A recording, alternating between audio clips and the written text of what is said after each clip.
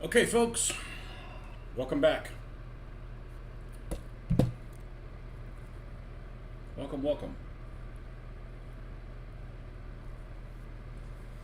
Welcome to the T34 extravaganza. And we now completed the fourth T34. Kind of. I mean, I still got these little bags to put on there. This one's done. Well, it's not sealed. See, still, excuses. Not complete, nearly complete. This one isn't sealed, but that's it. We're not putting any packs. You don't want flammable items on a flamethrower tank. That would be bad form. The Commanders, one with the Commander crew exposed. Crew exposed? Man, it's like an adult themed thing. Got a couple packs on here. And then Tiger Tamer. Might put some packs on it as well. But I don't like to sweat that small stuff. One thing I need to do is I do need to seal the Commander, who is an excellent figure. The miniature is very, very good. And I have two other T-34s to work on. T-34-85s. I have lots more T-34s to do. But one thing I wanted to point out is the difference that black lining makes. And I've pretty much over the last couple of years, I didn't want to get in a situation where I painted some things and then I was being out of it for 20 years of painting, actually from painting World War II stuff for 20 years. I didn't want to get in a situation where I don't think I completed like even one vehicle. So I watched a lot of YouTube stuff, went to a lot of websites to see what kind of, how people are painting stuff and what I liked about it. I'm not necessarily going to copy somebody, but everybody's got some good ideas. And I kind of found a method that I was pretty comfortable with, and I kind of put my own spin on it. And about 6 months ago, I'm like, let me try doing some black wash lining on it. And that's how I'm painting now. I did do that modification, and it looks a lot better than not having the black lining on it. And the black lining, we're just talking about just putting Nuln Oil in the cracks. And let me see if I can show you guys a picture of the difference between this one that does not have the black lining and one of the new ones.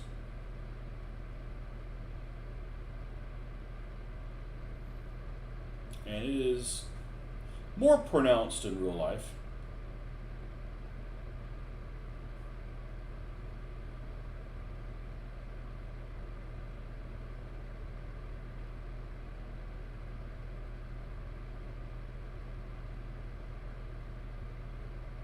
Well, the one that's in the lead does not have the black lining. They're both painted exactly the same way. And let me put the other chat on. They're both painted exactly the same way. Just the one in the back has black lining on it. And if you look at like all the grates there at the engine deck, they stand out a lot better on the tank that has the Commander on it. It still has a dark wash on it. We just don't have a super dark one. So at some point, I'm going to need to redo this T-34 and 85 and the other one as well. They look okay, just those look better. I like the way those look better. So, and I'd probably actually argue that I think that this one looks more realistic. But, I want the details so you can see them at a distance. So, anyhow, howdy Monday, folks. Something you don't hear very often.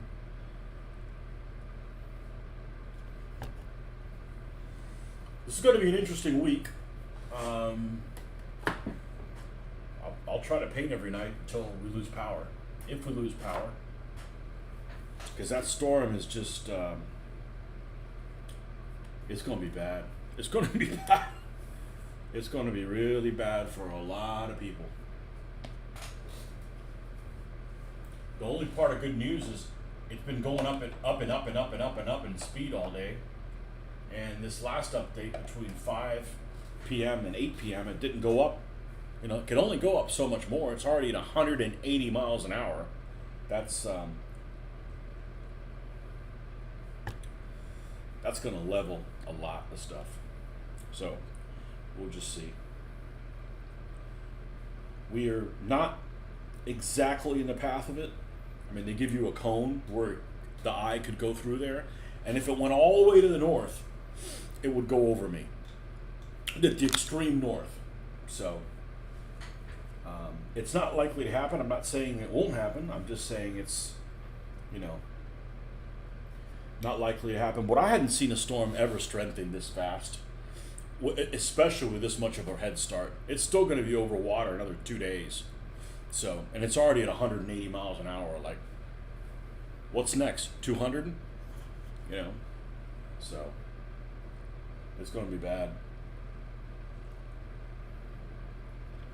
Even if you could survive the storm surge where the impact is, and the winds, you better have a lot of ammo. I'm just telling you, it's going to be bad.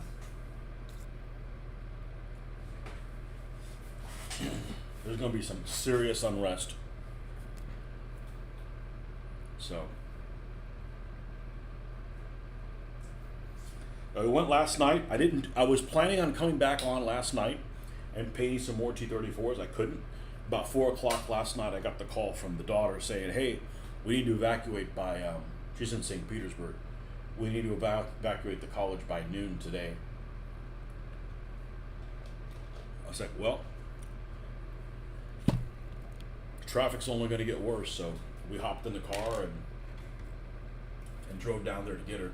I drove her car back. She wasn't comfortable driving back with the conditions. It wasn't windy. It was just really poor visibility. It was just like this steady drizzle. So I don't regret it. She's back there with us. So one thing less we got to worry about. Okay, we have 2 headlamps. Really? I thought it was only 1 headlamp. What's going on here? I gotta make 1 more. Okay, here it is. Machine gun and the headlamp, which did not mold well at all. I may just make these 2 with no headlamps, because you know that's one of those things that gets damaged in combat. I may just do that.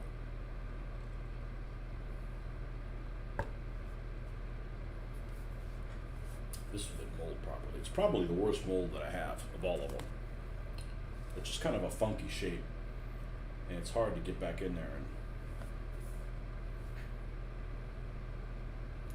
and get it to form upright.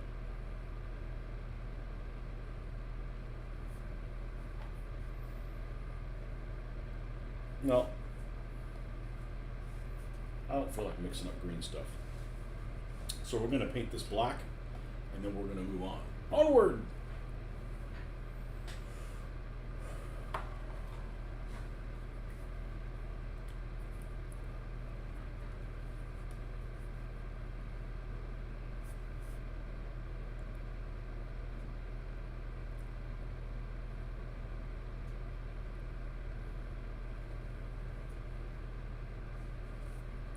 You found out a lot of things about yourself or what you want as you get older. And every time that one of these situations happens, I tell the wife, see, this is why we don't live at the beach. As much as we'd love to live at the beach, well, you can't afford to, first of all, just the taxes wise. And then even if you could afford the taxes, you got this, so.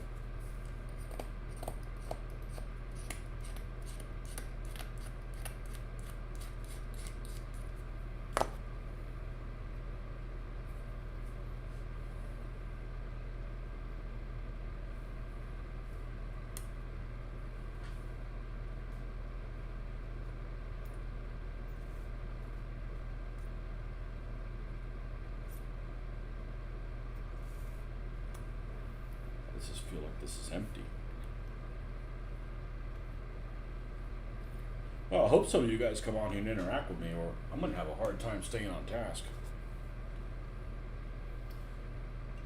I actually do somewhat okay in the mornings painting by myself. Like I finished this Tank Commander this morning while I wasn't online before I went to work. Relatively successful doing that kind of stuff, but not in the evening.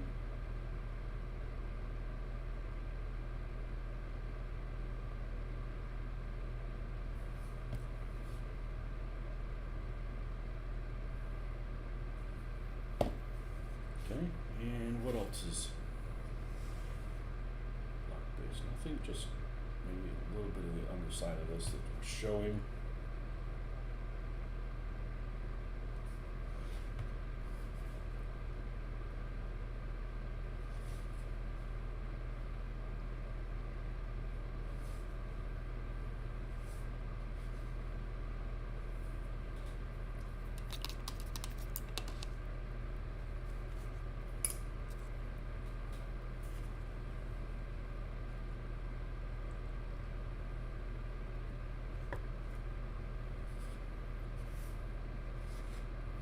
Yeah, this is gonna need black line on it to make it look as good as those other ones, and a lot of my TW4s for that matter. That's easy. That just takes some patience. It's actually an enjoyable process.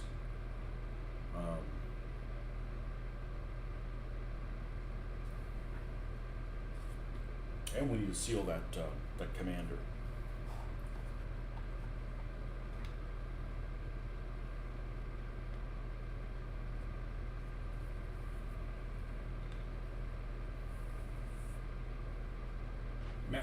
Matte varnish from Vallejo.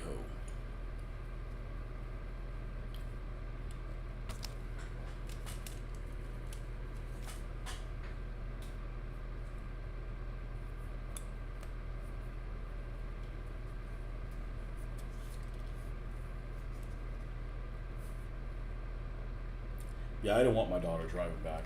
It was like a steady drizzle. Some people were driving okay. Some people were misbehaving. Lots of people surfing on their fucking phone while they're conducting a vehicle. Just gotta look out for the zombies. There's a whole lot of zombies out there.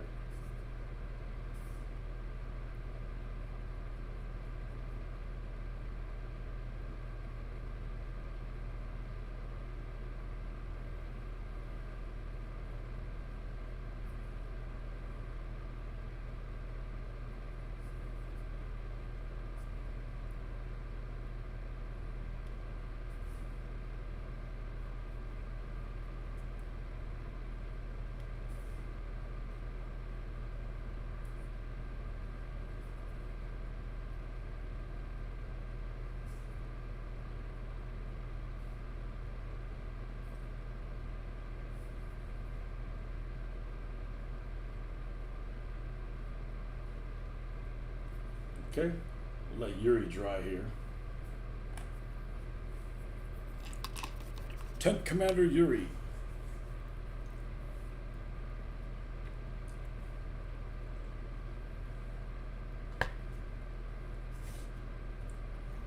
Alright, we need to get the base green color on here.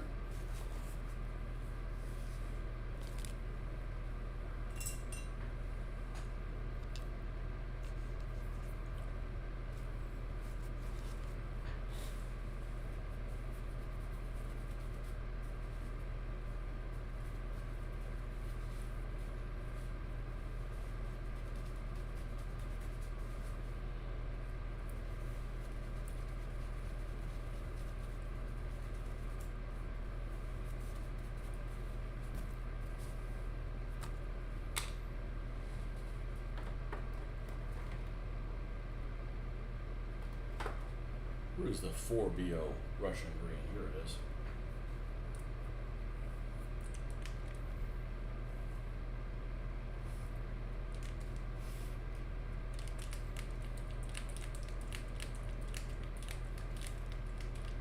Tritarch. Are the barrels fixed? I assume you mean the turrets. No, they could turn. They could turn. As a matter of fact, I have a Humber armored car that I picked up, basically a junk one. a couple months ago, and I just picked up some Panthers that were, they've been pre-painted, they've been abused. And one of the Humber that I had a while ago had the turret glued down, right, with weld cement. So I'm like, no problem. I can get there with the X-Acto knife and cut it out to release it. Nope. I couldn't do it and not damage the thing. And one of the Panthers that I have has the turret glued in place. So I'm making it a wreck. I do not want a tank that's turreted that can't move the turret at all. Nope, this is the same batch. Same batch. Got these two. And I've got two T-3485s, same model, same SHQ, that I painted a few months ago. This one and the other one's in the display case. And that's all the T-3485s I have. Well, I've got one that's a BP cast one. I don't know what I'm going to do with it. I may not build it. I may sell it, or I don't know what I'm going to do. It's got a lot of bubbles. A lot of bubbles in the resin. But I don't have a use for a tank that has a fixed barrel.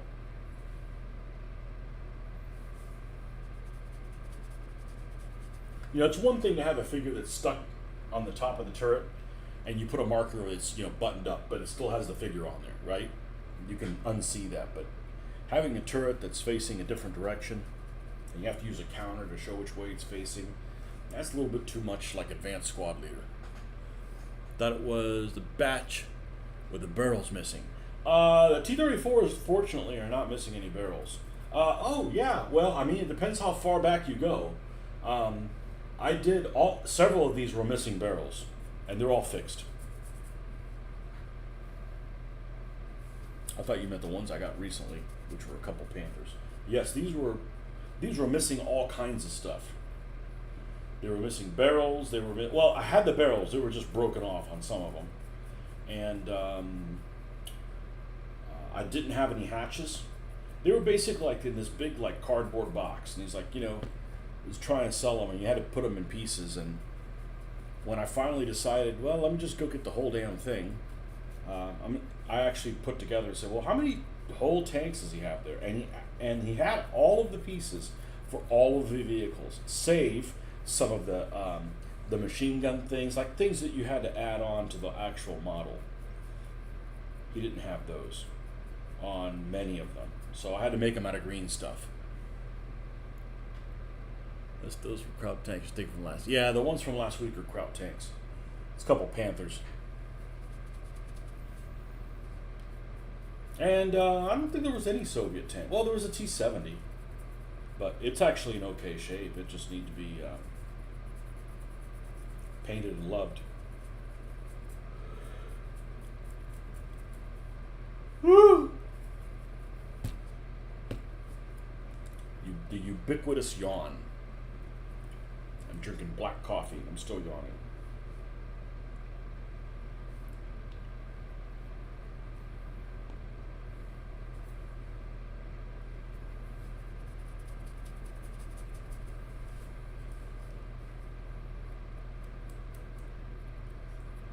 Well, I had posted a question on my Facebook page and on several Facebook groups, and I pretty much, I think, I haven't gotten a definitive answer on it. And that's, what figures to use in this scale for a U.S. Army in Philippines. Not in 1942, but in 45. And it came back to take them over. And I'm probably going to end up using some Marines. I was concerned that their tunics are too long. Some of those Marines have long tunics, almost like the German ones, as far as length goes. And I'm not sure if the U.S. Army had those, but I think it's going to be close enough. So he says, "Hey, you used the wrong figures for that." I said, "Well, you should have chimed in. I posted it everywhere, and nobody gave me any insight. So I'll do it my own damn self."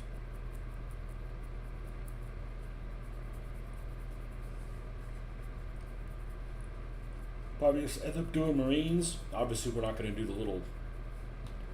the helmet covers, and not because they're not cute. I actually like those Marine helmet covers a lot.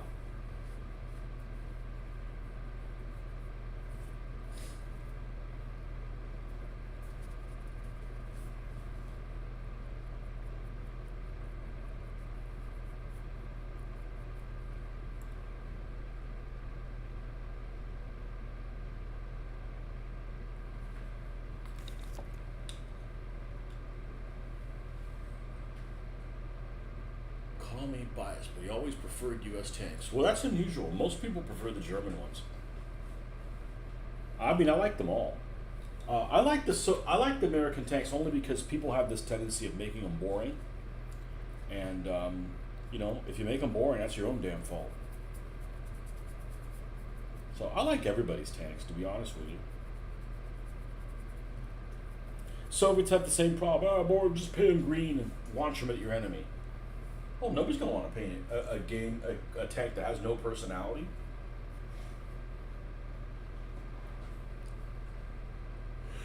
M24, M5. I like Stewart's. M24s have kind of limited of it usefulness because they showed up so late. But same thing with the Pershing.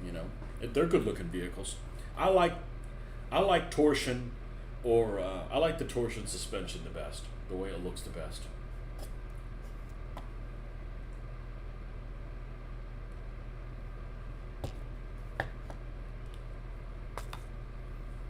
Now, I'm not going to say that the Sherman is one of the best looking tanks because it's not, but that doesn't matter. I think they got a lot of personality.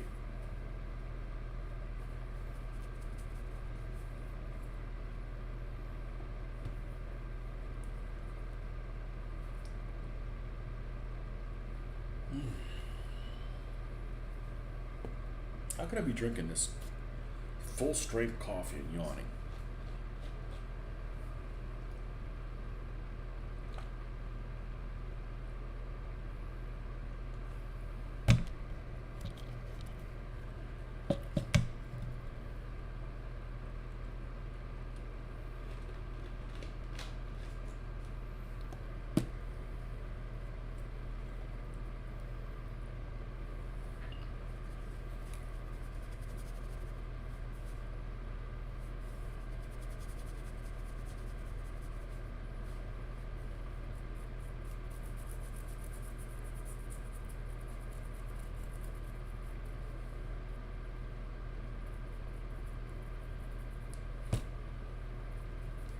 You like all the American tanks, or there's some that you don't like?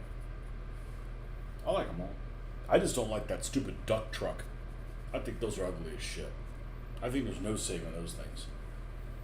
The Sherman is either overrated or underappreciated, depending on who you talk to. I think it was a tank that was a generalist that you would to fight tanks unless there was no other choice.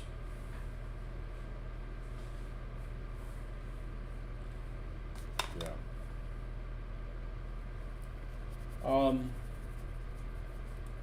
There's some things I don't like on the Sherman. Like, late in the war, I don't mind vehicles that have a gypsy caravan appearance, right? And I don't mind extra sandbags and stuff on a Sherman. I don't like a Sherman with like the concrete armor poured on it. Of course, I don't like a stoop with the concrete armor poured on it.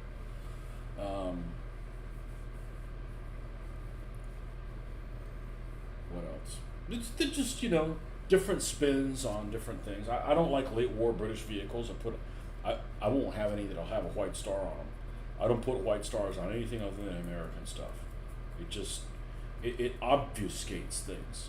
It doesn't confuse me, but you have to explain it. Oh, those the Americans? No, they're British. Well, why have a white star? Good fucking question. I don't know. They decided to do that for everybody, so that their own fighter bombers or P-47s wouldn't go and attack them. Hopefully, but they didn't do it on every British vehicle. So I'm going to choose the model ones they didn't do it on, because that's a no-no as far as I'm concerned. I'm not painting.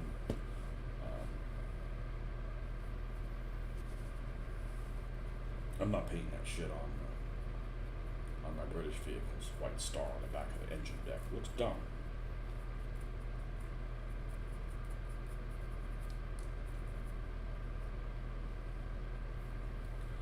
What people forget was how versatile the Sherman was and its many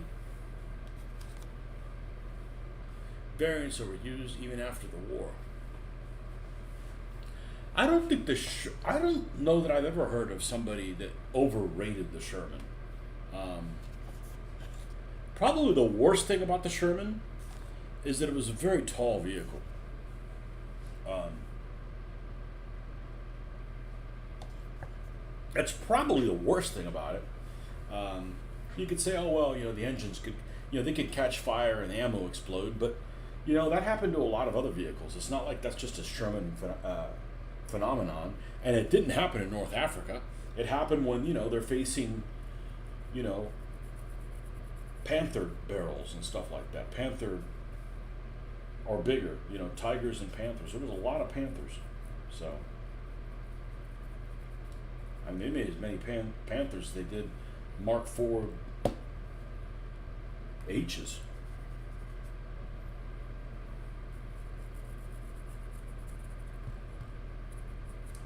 So I like the Sherman.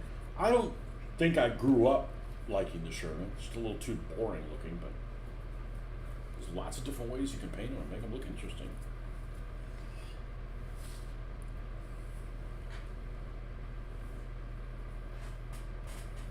I don't think I've ever heard somebody overrate the Sherman. I don't know.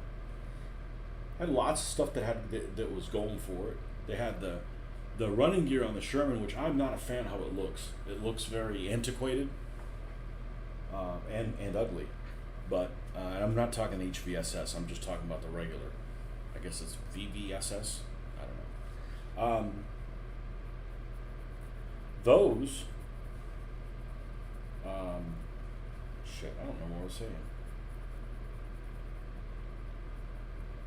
Oh, one of the things that was really handy is that they had the pieces. If you blew a mine, if you ran over a mine or something, they had a lot of common pieces that you could use to doctor up the look of your vehicle. I think that's what I was trying to say. I don't know. I came home from work a couple hours ago. I was exhausted. But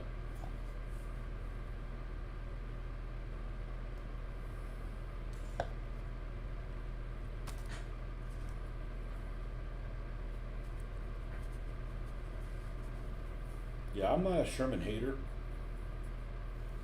I don't know that it's the best tank since sliced bread. Certainly not. But I think the T-34-85. I mean, this is a much better gun than the Sherman, unless you're talking about a Firefly. Then, I mean, the Firefly's gun punches more than the Panther's gun by a little bit.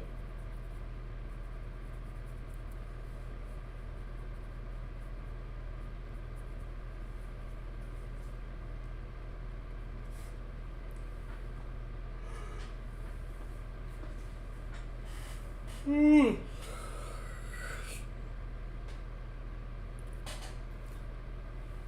just like the M2 medium, the M3, and the M22. The M22 is ugly. The Lee is so ugly it's likable. I don't know. You can paint yellow stars. That's kind of cool. I think people who overrate the Sherman are people who play War Thunder before it's rebalanced. I mean, try to avoid drama in the game forums these days. Yeah, I don't pay attention to game forums. There's too many people that want to die on hills, and there's not enough in hills in Florida here to bury them.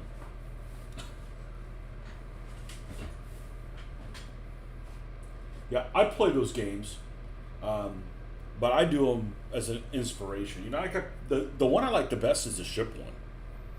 I guess you can play War Thunder. War Thunder just is very difficult. It's got a lot of like HUD kind of stuff on there. It's cool when you get the hit and you see how it is, but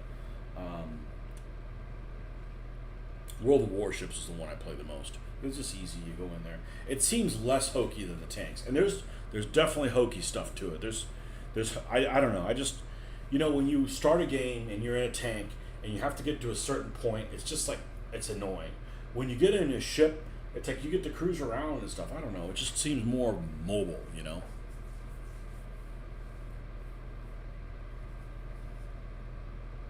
But I don't play them a whole lot. It's just enough to keep me from buying ships and painting them. I don't have time for everything, so let's add a little bit of this dark sand to this, and then we will dry brush both of these. Nope, that's buff. That's its cousin.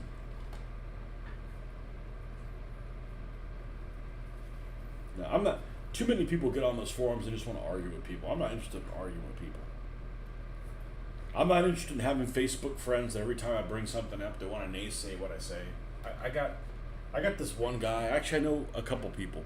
Every time they post something, they have the group of friends that just basically naysay everything. I wouldn't put up with that. Like, we don't have to be Facebook friends. Bye. You know? But I don't really post controversial shit. You know? As far as crowd tanks go, you'd like the Hetzer, Stug 3, Panzer 4, HV 76 inch. See, I don't like Scherzen at all. I'm okay with Scherzen. That doesn't mean I won't have them. I just don't like the way it looks. I prefer Scherzen on the turret and not on the hull. But I don't like Zimmer on a Mark IV and Scherzen. It's like, holy clusterfuck, you know. If you look at like any of those like Hitler Jugend or any, especially SS Panzer IV H's and J's at Normandy, they're a mess, man. Between all the Scherzen and the Zimmerit, it just not a fan. Only Soviet tanks I like were the KV and the late model 34s. You don't like the early 34s? They're sexy. The A20 is I like playing the A20.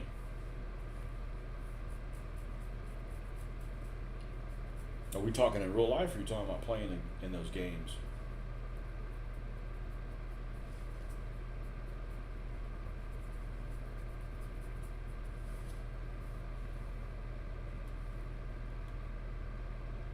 I don't like those games. I get tired of the damn maps. There's some maps I never want to see again.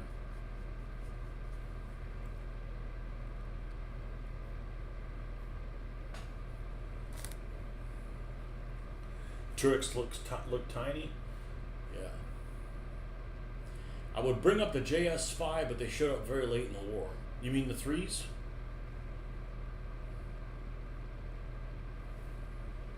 I don't know. There's some JSs that never got made. Some object like the JS7. That's a good looking vehicle. I wouldn't want to be in one, you know. But some vehicles are just more attractive than others. But, you know, it's subjective. I happen to like British cruiser tanks in the desert. I think they look sexy.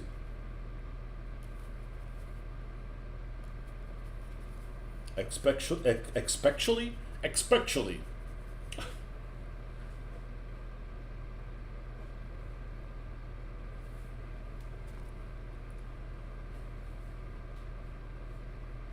I don't play the games anymore. Too much drama and boring, to be honest. Yeah, I don't want to listen to anybody. It takes too long to get a game going. Sometimes.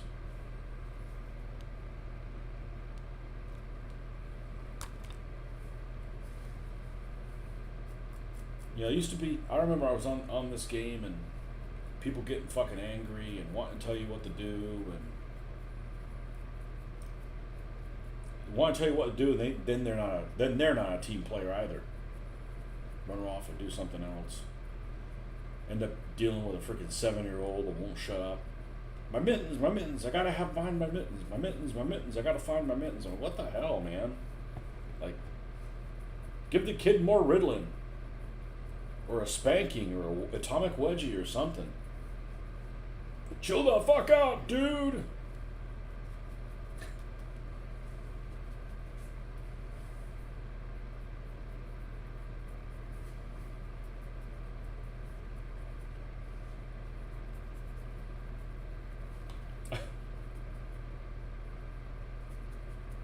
And I don't play on the computer anymore. I play on the console if I play because it's just easy. I have a great computer but has very limited hard drive space, so I pretty much use my computer just for this right now. I don't surf with it. You're not well versed on Russian tanks of World War II, Cold War area, however. See, I'm the opposite.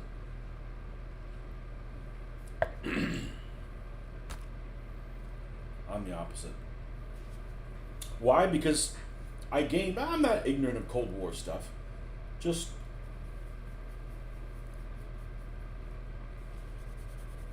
haven't really gamed it a lot. Gorbachev freaking ruined it all.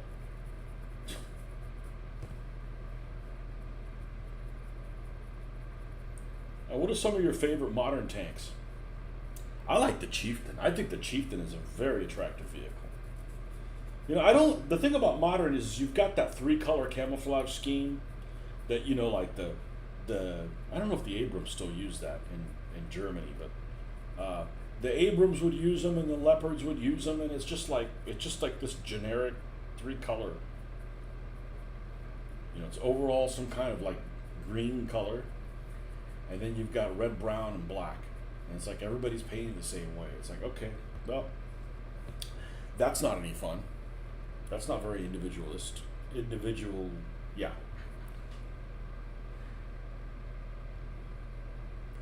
British tanks, Churchill, Comet, and Matilda. I don't like the Comet, and the reason why I don't like the Comet is, the 17-pounder is a superb weapon, and the Comet 77 is inferior to the. And I know why they did it, because the 17-pounder is a massive freaking gun. They had to set the breech in sideways.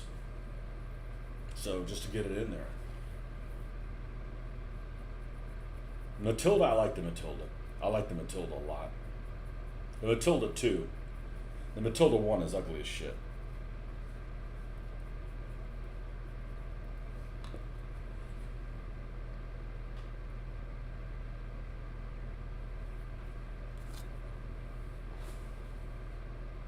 All the other British tanks are kind of ugly, to be brutally honest. Yeah, I'm not putting a white star on their engine deck.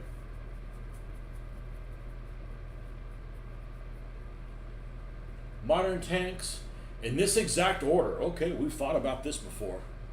Abrams, Challenger, Leopard, Korean K2, and the T90. Do I sell them? No, I don't sell any of my stuff.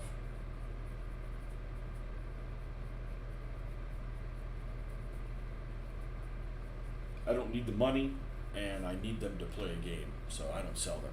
But I do give away advice and tips for free. I don't do this for the money. I don't do this for the money.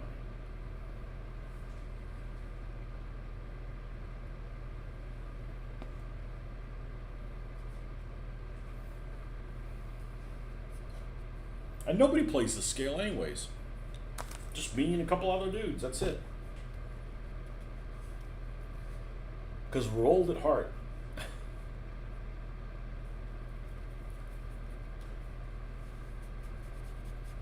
And I really don't paint for people. That's like, let's come up with an absurd scenario. Let's say I painted this T-34, right? Which I really like. It's cool. It's a Tiger Tamer. And I hand painted the writing on it and stuff like that. And I want to use it in a game. I need it in a game. And this thing goes for, I don't know, $15, $16 unpainted. So, what would I sell this thing for? Let's have an absurd scenario. Let's say somebody wants to buy this for $100. Nobody's going to give me $100 for it. But let's say I want to sell it for $100. You know how easy it is to spend $100? And then I don't have this anymore to use in the game. So that's the way I look at it.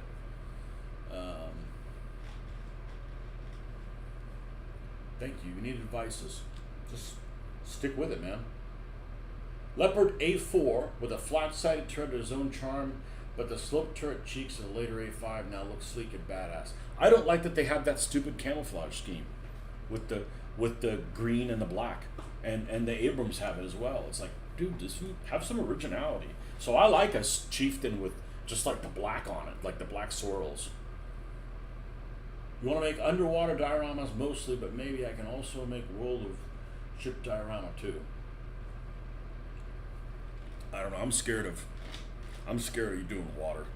There's a guy on here on YouTube. I don't want to tell you who it is because I may get his name wrong. I don't remember exactly who it is. But he decided to do naval gaming at 1/700 scale. And the ships are on stands. And he did this gel for the water.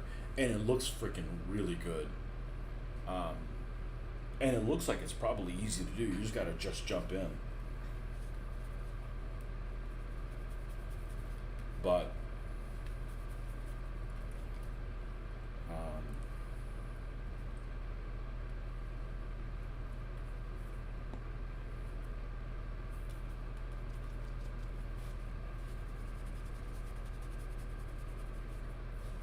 yeah, I do this stuff because then I have them around to play for a game.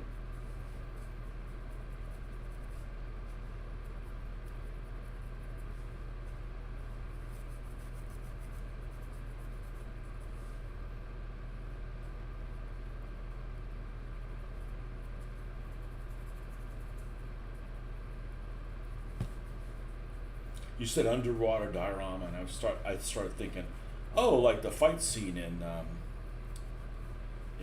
Thunderball. All these scuba guys are. I've seen some like underwater dioramas of like a submarine getting depth charged. Just amazing. I mean, just amazing stuff. There's some super talented stuff people out there. And of course, the problem with that is you don't get to see them starting out. It's like, they're just like a mystery until they show up and like they're these, level 200 wizards, they're just like badasses. You never saw that making mistakes and shit like that. I think I know. Special effects with corpse explosion, epoxy.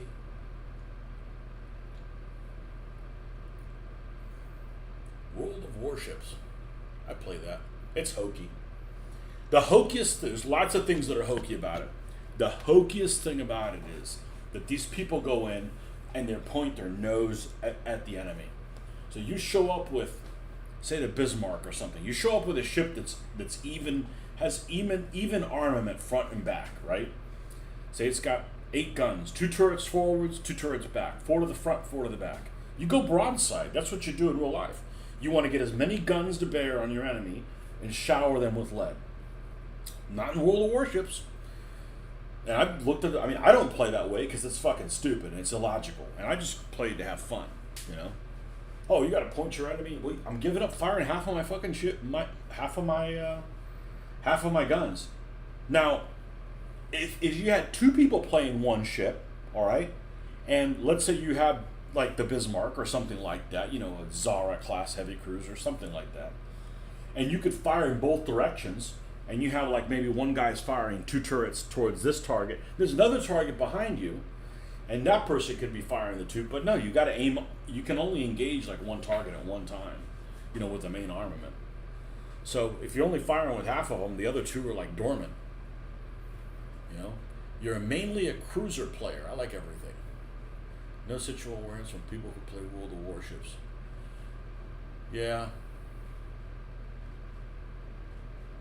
It's hokey because, if you made a single destroyer as effective as a single destroyer is versus a battleship, nobody would play them, because you need to have like 4 destroyers or something like that. It's like when we played like tabletop naval games, you don't give somebody like, do you want a destroyer or a heavy cruiser? Yeah, well, the destroyer's not going to last as long. I'm not saying destroyers suck. As a matter of fact, I always like playing destroyers, but they got to make all the ship classes different, So like you'll be like in a French destroyer, and they can't lay smoke. I'm like, why not? Well, they got to have to make them different somehow, And probably the thing I dislike the most about World of Warships is, let's say you get a ship and you're ready to, because I don't spend any real money playing it, and you're ready to upgrade it, right? Like you researched a ship, you're playing a level 4 or whatever, and you're ready to go to your level 5 conversion for it. And it costs you, I don't know, a couple million coin, right? And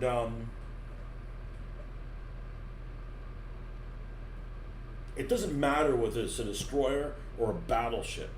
The cost of buying the next thing up is an astronomical number. So like what I've run into now is like I'm ready to like buy ships and upgrade, but I'm like, okay, do I either do this ship or this other one, or you know. But it's just something to fuck around with. And it's totally unrealistic, but I'm a ship guy, even more than tanks. Like I grew up knowing all the armor values of all those ships and everything. So the one I've actually had the most fun playing, I don't play it anymore because I don't really like playing the elite ones. I mean, if you're not getting experience to get any better on the ship, you know, I don't have gold that I can use to convert the experience into something else. So I don't have much gold. I don't know, 500 gold or something like that, something stupid, some low amount that I got basically because I haven't spent a single coin of real money on it. The one I've enjoyed playing the most is Gneisenau. And of course, Gneisenau's version is the had it made it through the channel dash and not had the crap bombed out of it, it would have been converted to having 6 15-inch guns. And those ships are just absolutely gorgeous. They're some of the most attractive ships ever. There's a lot of attractive ships, but the Scharnhorst class are really, really attractive. They're much better looking than Bismarck. I don't know, they're just... Anyhow, so I've enjoyed playing those. I enjoy playing all of them. Cruisers, there's so many cruisers I hate. I love playing Omaha. Omaha could put out so much fucking fire. It's just fun. It's just fun to just... You know, I wouldn't play that game if it didn't have range estimating. Okay? So when we used to play Seekrieg, we would range estimate. You'd have to guess how far you are from the other ship. You know, you would move, they would do their move, you'd do a shot, and if you were close, it'd tell you what the range is, and then you would adjust it, and then next turn you'd move, and you kind of figure out, all right, we gained an inch, or maybe we're doing... So there's kind of a skill in there, right? And I feel like that is the only reason I play World of Warships. That, and I get to see the ships move around, and they look a lot better on the computer than they do on the Xbox. But I do the Xbox, I do the One X or whatever the fuck it's called, Series X or whatever. It looks good, but the one on the computer is incredible looking. I mean, it's really incredible looking, but it uses up too much space, and I don't want it. I like doing that for this and this for more, and the computer for more serious things. You have Hayate. You know which one I got that I do really well with cruiser wise? It's one of the Japanese ones that was a premium one. And I don't like playing a ship that doesn't have custom camo. So if a ship doesn't have custom camo, I don't put any camo on it. You know what I'm talking about? Like if it's one that's like you can get the camouflage scheme with it, you buy this ship, oh, there's a special camouflage scheme, okay, I'll melt the paint and get it so it's always running that particular camouflage scheme. I like that. I don't go and put something absurd that doesn't go with it. That just goes against the grain of my existence. Hayate. Zara class is a beauty. Haven't unlocked her yet. I haven't either. I've got the Trento that I've been doing, or whatever her sister is. It's Trento and Trieste. I just don't know which one's in there. Ask more questions about dioramas. I don't do dioramas though. So, what ship is a Hayate? Hayate sounds like a creature. It sounds like what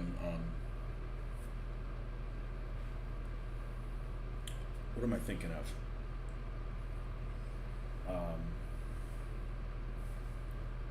You know what I'm talking. No, you don't know what I'm talking about. The shark. I'm telling you, I'm getting older, and I'm like, I don't think about this stuff all day long. It's like, okay, gotta remember what the fuck it's called. I mean, I can draw one. Stingray. Sounds like it'd be a stingray. Hayate. I bet it isn't. It's definitely a creature. Hayate.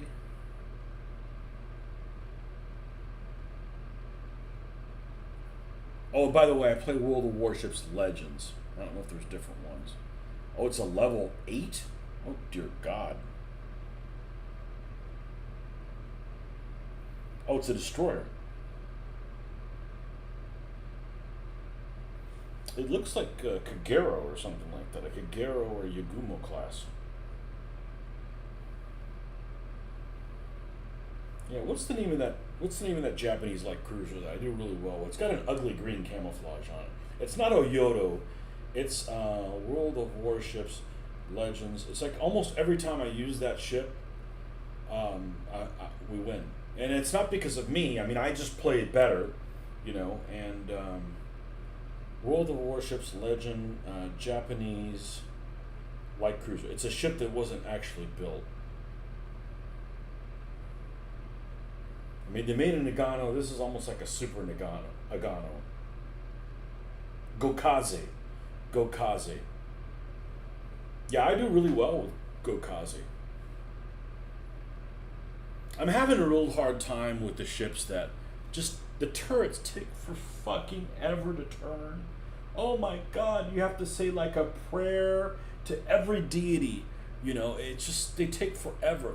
Furutaka was fun to play, but those 7 turrets just turned ever so slowly. It was agonizing to play Congo. Agonizing.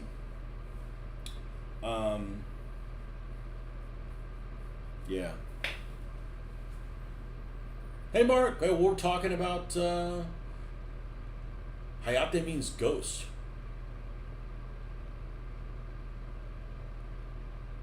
Can I use cheap acrylic paint with water or airbrush? Absolutely. I don't know how to do it yet though. I haven't done it.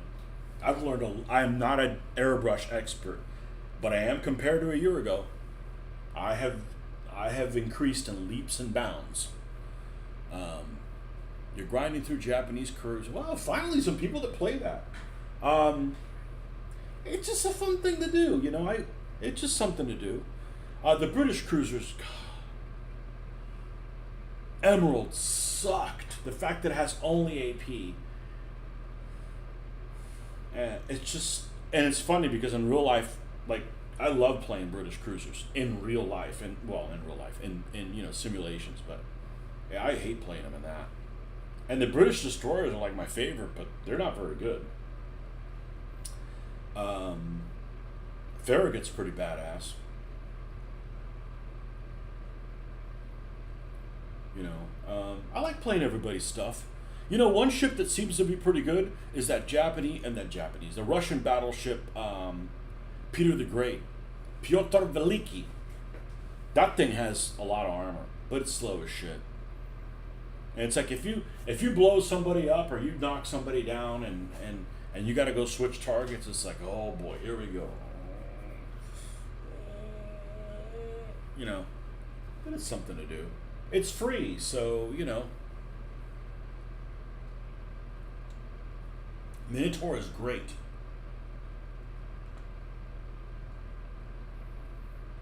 You're very close to unlocking the USS Alabama, so I might just finish up.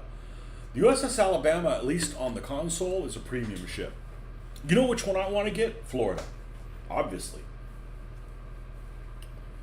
But it's a premium ship. I'm not going to spend real money on it, you know. So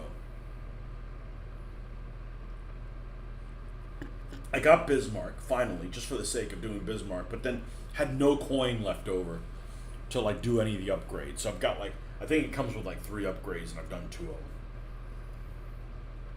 So I've gone up to Bismarck on the German tree battleship one. I'm surprised that they don't have a Seydlitz. A Seydlitz is like my favorite German ship. Maybe they have it on computer, but they don't. Actually, on computer they have the Spanish Navy. So that's what I started with. I started playing with the Spanish Navy one. My people had already left Spain by then, but that's beside the point. Okay, these 2 are now painted with the 2 shady things, right? The two shades. How does this little communist looking like? Man, there's some plastic figures out there that are really freaking good. Like, well sculpted. Well sculpted. Alright, we need to paint the wheels, and we need to paint the tracks, and then we can decide what turret markings these 2 guys are going to have. Alright, so let's go ahead and do that. Let's rinse this out.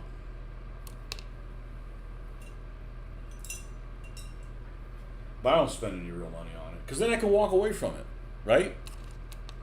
Best Navy tabletop game. Well, I grew up playing Sea Creek 4, which is free now. I grew up playing that, and I like Sea Creek 5, but the problem is it takes a long time to play.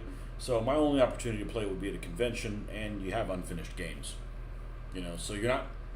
It's almost like you go to a restaurant to eat this great meal, but they only let you have 2 bites. You have all the battleships, including the super one. You know what ship I ended up getting? It was on one of the crates. München. And München, there's some ships that are a nice balance between rate of fire and damage output. And I'm talking about firearms. I'm talking about the actual guns. The first one I encountered that was like, man, this ship's actually a lot of fun to play. They could put out a nice volume of fire, was Omaha. Omaha can just put down so much fire that that it's fun to play. Like, and it reloads relatively quick. Like, the reload is like 5 or 6 seconds. It's like you fire, okay, that's not where he is. Okay, adjust a little bit. You don't want to be, okay, I'm adjust. All right, well, let me go eat a meal and come back, and then maybe the guns will be reloaded again. So I don't care if the guns are really big. If they fire so infrequently that you don't get to have fun with the range estimation, they're not as fun to play. So München was fun. Königsberg. Wait, hold on. I got to remember how the game calls them, because a lot of the World War I ships and the cruisers and World War II cruisers have the same name. So I think the Kern class World War II German cruiser is called, I believe, Königsberg. That's what the basic one is.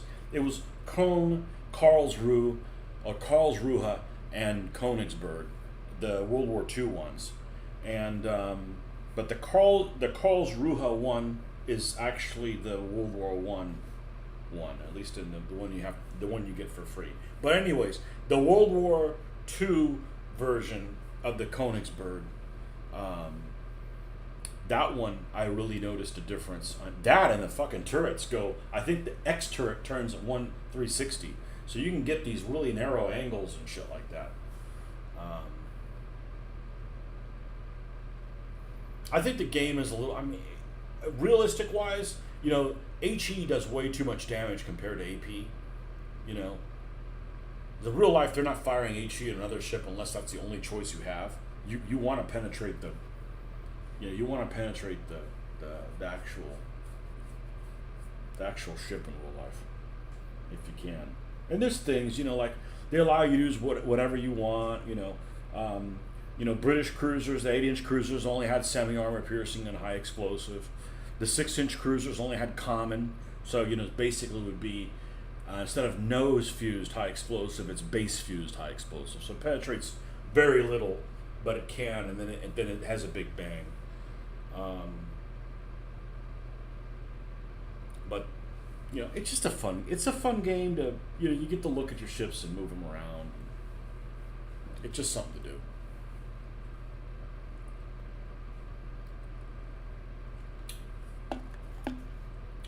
Can I show the tanks closely? Sure. But I'm not going to do it with this because you're going to lose. Let me show you the pictures I've taken recently of these guys right here.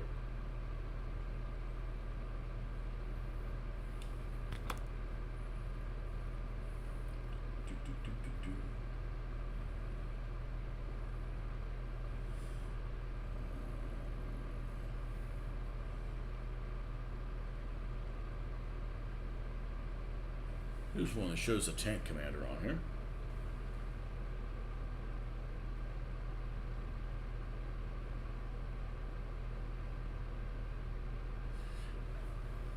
And what I really hate about World of Tanks, and probably War Thunder as well, is that if you're like, man, I can't wait to get in a Panther. By the time you get in a Panther, you got to fight because, a Panther can penetrate a lot of stuff. But when you get in a Panther, you start fighting things that you can't penetrate again. So it's like, fuck it, I'll just stay at tier 2, right? Because You know, it's like, you get higher in the tiers and it's like, all right, I got a better tank. Shit, everything I gotta fight is a bunch of make believe vehicles that are basically you know, you can't deal with. Where is gallery? Let's see. I think I got a picture here that has all of them together.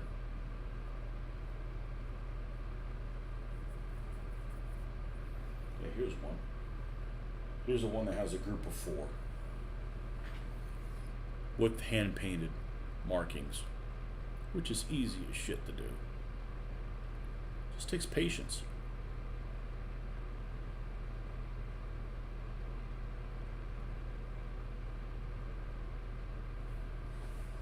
It's really pretty easy. You just gotta do something and be happy with it. And if not, change it up. No, these are bought. I bought these for about $4 a piece. I went to a game convention and this guy's brother was having an estate sale, selling all his brothers. He had I think I picked up like 60 T-34s, between all the models of T-34s. And I don't have very many 3D printed vehicles, and I'm certainly never going to 3D print my own. That's I let the pros do that. I'll paint, but I'm not. I don't mind building models. I'm just not going to go through all the trouble of doing that. That's like another hobby into of itself.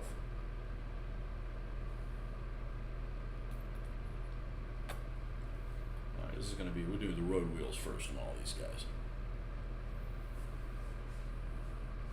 I've actually sunk battleships with Russian Krispy Kreme.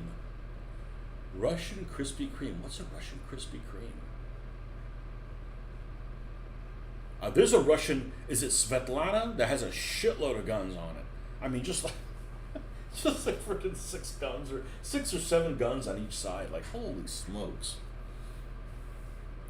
The Russian destroyers are fun because they reload the torpedoes fast. You know what's really annoying was doing the grind for this European thing now. These Swedish destroyers, man, the torpedoes just don't go very long, and they just don't do any freaking damage. It's like you basically have to hold on to something and like at the last minute, like launch them all, and hopefully all of them will hit the ship. And I think I fired like 6 of them. The other day I fired like 6 of them at like point blank range, broadsided on the battleship. All 6 hit and still didn't sink it. I mean, in real life, in real life, in supposedly realistic simulations, you throw enough torpedoes at something, you're going to get a critical. And that's what the problem is. You penetrate that belt, and there's all kinds of stuff that you can hit that can make it go boom, What time it is in the USA? USA, it is not, well, at least in the eastern US, just before 9:30. I don't know how to spell it. We just call it Krispy Kreme. Oh, Krasny Krem. Krasny Krem. Krasny Krem looks like a, shit, what does it look like? It looks like it almost looks like a Brooklyn. It almost looks like a Brooklyn. Yeah, Krasny Krem. Krispy Kreme. Come on, man. I remember I was playing a World War I game in real life, and we were playing at Jutland, and this one guy that got put in a German battle cruiser, he couldn't call it Von der Tann. He called it Vandekamps, like the baked beans. Like, come on, man, Von der Tann. Krispy Kreme, yeah, Krasny Krem. Yeah, it looks like a Brooklyn, not a Brooklyn. Did I say Brooklyn? Like an Omaha. It looks like a what's that class? Marblehead. It's a Marblehead class light cruiser. It's kind of like the Soviet Marblehead version. Krasny Krem.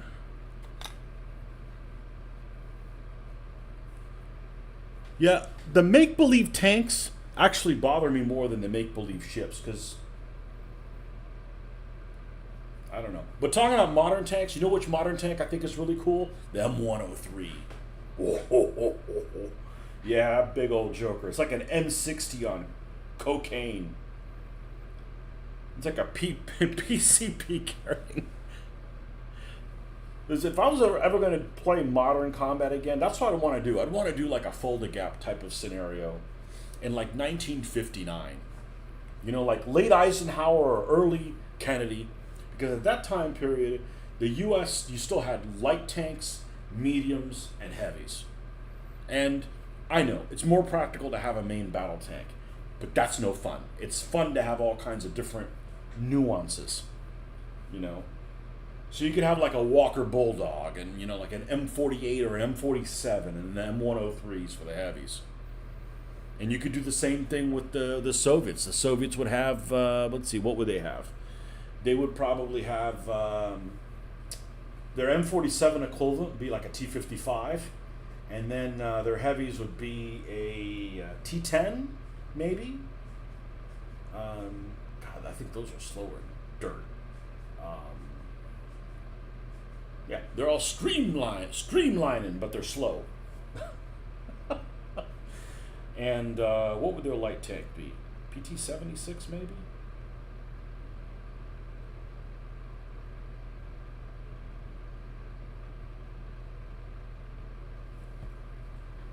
Always liked the Chieftain. I like Centurions.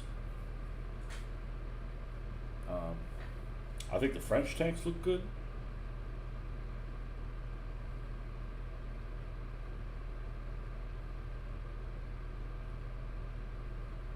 Except that AMX 13s. That is an ugly ass vehicle.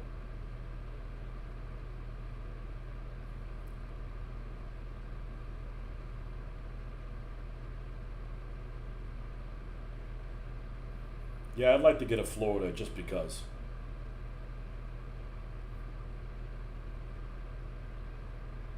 And I wish the game, at least on the console, would tell me what size guns it has. Oh, it's got a firepower or artillery version of, you know, it's got 73 for artillery. No.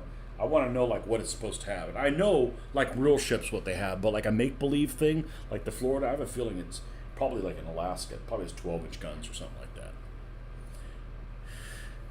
Only Soviet warships I know or in the late Cold War area like the Kirov and the Slavs. Kirov is a sexy looking ship.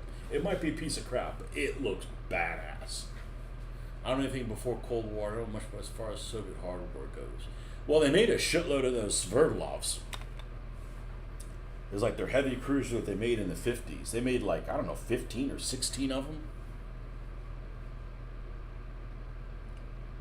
Yeah, a lot of, I think they're 6-inch guns or 7.1s or something like that. Like 9 or 12 or something like that, with triple turrets.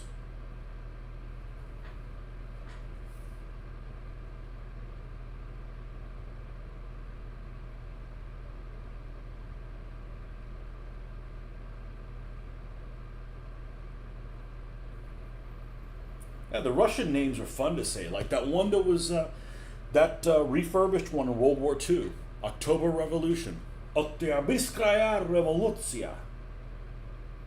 Yeah, I need a shot of vodka after that.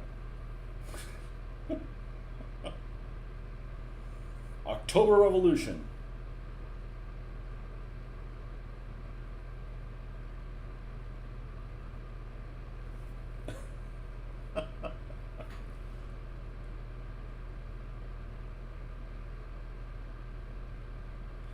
Can't think of any other ones that I've really hated playing.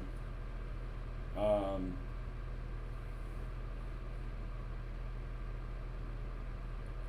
you know which one was a lot of fun? The Japanese battle cruiser, Ikazuchi or whatever. That thing was fun to play with the 12-inch guns, with the 12-inch guns. I enjoyed playing. I don't like ships that move really slow because the problem with is if you need to move to a different part of the map battle may be over before you get over there.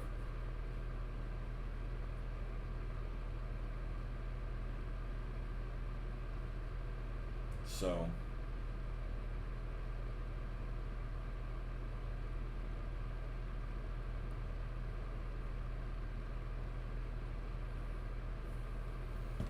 and I wish you could get Repulse as an unlockable. I really like Repulse. In the World War II configuration, it is a very attractive ship. I know you can play Renown, and Renown was one of my. I like Renown too, but you like the Stalingrad and clan battles. Well, yeah. Okay, so what's the thing? Okay, you guys that play World of Warships, all right? And I play only on the console, and I know that you can play the computer. They can meet up with each other, right? You start this game, and you see these peckerheads. The first thing they do on your team is they launch a volley of torpedoes at nothing. Why? Why are they doing that? What's the purpose of that? You had an uncle who was in the Navy during that time and was a sonar operator. Russian submarines were noisy right up until the traitor Johnny Walker gave him the secrets. Huh. Johnny Walker, huh? Don't know who that is. Suddenly submarines in the mid-80s got really quiet. The alphas were loud. And then whatever came after the alpha. Alpha was basically like the Soviet equivalent of the Los Angeles. But I don't know stuff after that because, I did some Cold War gaming, but if it's not gaming related, I just don't really follow what it is. Because I can't participate. Tier 2 Mikasa is fun to play. Mikasa es su casa. It's funny. They don't have any of the Russian battleships that are the same time period of Mikasa. At least on the console they don't.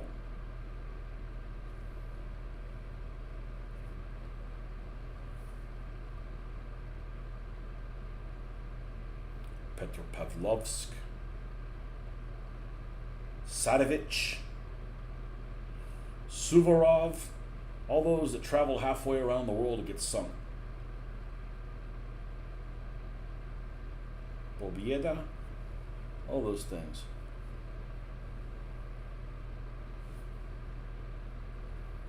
Speaking of old ships, I really dislike the overall white with the ochre funnels. I think it looks dumb as shit. And almost everybody used that in that time period.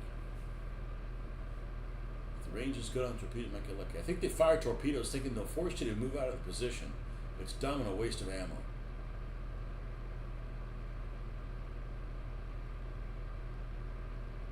Yeah, I don't know what the logic is between that.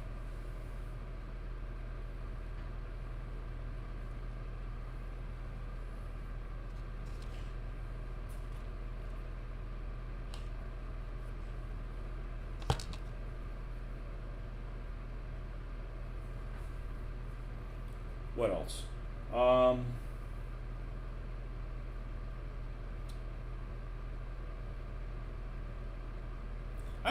I've played it quite a bit. I thought the learning curve on it was very good. I know talked to Mark. Mark says he's not very good at it. I would say I'm not very good at it. I mean, I know a lot about the actual ships, but whether that's actually an accurate representation of how it's implemented in the game, which it isn't, so it's not very useful. But I'm not going to sit here narrow pointed at somebody. Like, that's not how you fight in real life. You want to put as many guns to bear on your opponent. It doesn't work that way. If you're only firing half your guns and the other guy's firing all of his, you lose. Otherwise, the Germans would have won the Battle of Jutland because their T was crossed. The Akulas were quiet, but the Alphas were not only quiet, but really faster. Yeah, they're really fast. I thought the Alphas were really loud though. Yeah. Huh. The Alphas there's something weird about the Alphas. Like, they were made out of aluminum. They were made out of some other material that made them fast, but I don't know. I only played modern stuff a couple times. My favorite modern game is this. There was this game made by Avalon Hill at the very end that was reminiscent of Upfront. It was a card-driven game called Attack Sub, and it was a fun game. It was a fun game, and it had that relative range thing between groups of your ships. It was a fun game to play. And I actually won a few games, unlike Upfront, that I don't think I've ever won a game of Upfront. It's so like, I don't know, maybe I just didn't do the right drugs where it makes sense.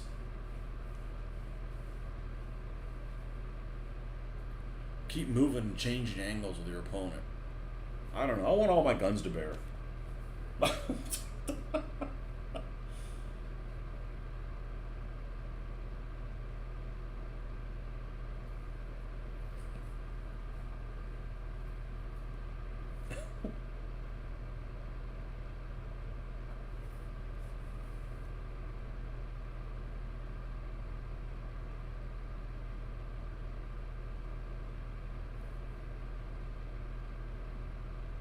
But there's some ships I just want to unlock just because I'm a fan of certain ships. Like my favorite US carrier is the Lexington. Of course the Lexington in the game is like messed up because it's got like the wrong secondary armament on it. But you got to do a lot of grinding before you get to the Lexington. I haven't played carriers a whole lot. Um, Now, I'll say this. Carriers in World of Warcraft and World of Warcraft? No. World of Warships. Carriers in World of Warships are a lot more fun and balanced than they are in a real war game. In a real war game, like, oh, they're coming. All right, let's just turn away and just throw a bunch of, aircraft at them. And they're like, where are these guys attacking us from? It's like you're basically avoiding slugging it out with the battleships, which is ultimately what I want to do. If I'm playing with the miniatures, it all revolves around battleships for me. I think battleships are the coolest thing. Carriers, they're a sideshow. I know that wasn't the case in real life, but I think everything's important. I like combined arms. Just like I don't want to play a game that's just tanks with no infantry. I don't want to play a game that's all infantry with no tanks. I want combined arms. I don't want to play a game where everybody has battleships and there's no small ships. I don't want to play a game with it's all small ships and no battleships. It's all important. Everything has a place.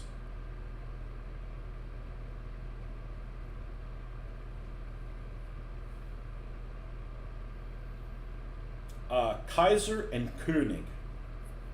Those two German battleships were really annoying that they had a physical appearance that was not representative of the real ship. In the game, they have this conning tower that's very reminiscent of maybe the pocket battleship Lutzow after it was redone. Like this pole mast that neither of those two ships had. And I don't know why they decided to do them that way.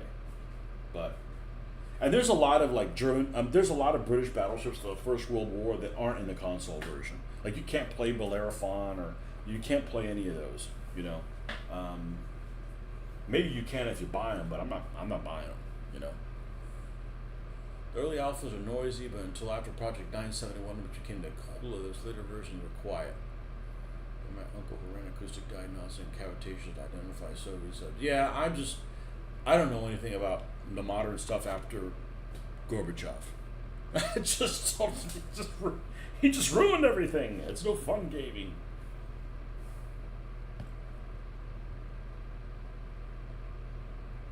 But Russian stuff's fun to play. I mean, they don't make as good an enemy as the Germans do, but they're okay.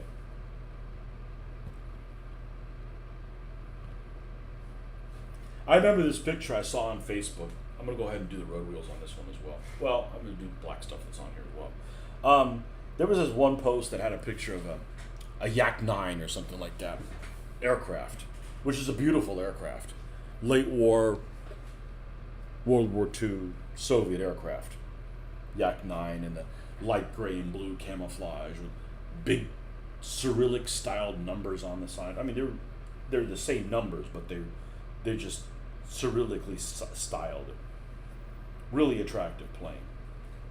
And they had a picture on one of these World War II groups or whatever that I subscribe to on Facebook because it gives me inspiration to paint things a certain way. This particular one had aircraft. And this one guy made a comment like, is it just me, or every time I see Soviet things now, I think of them as the bad guys? I'm like, you dunce. The Soviets were always the fucking bad guys. I just don't know why the hell. The Germans were the bad guys too. That's why I like doing Eastern Front. Like everybody's a dickhead, you know.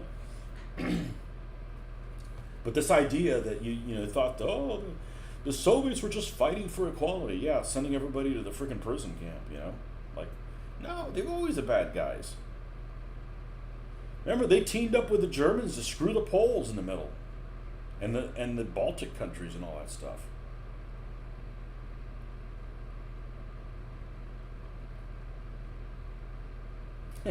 It's these newfangled people that think the Soviets in World War II were the good guys, but somehow the Russians now are the bad. How about they're always bad, all the time?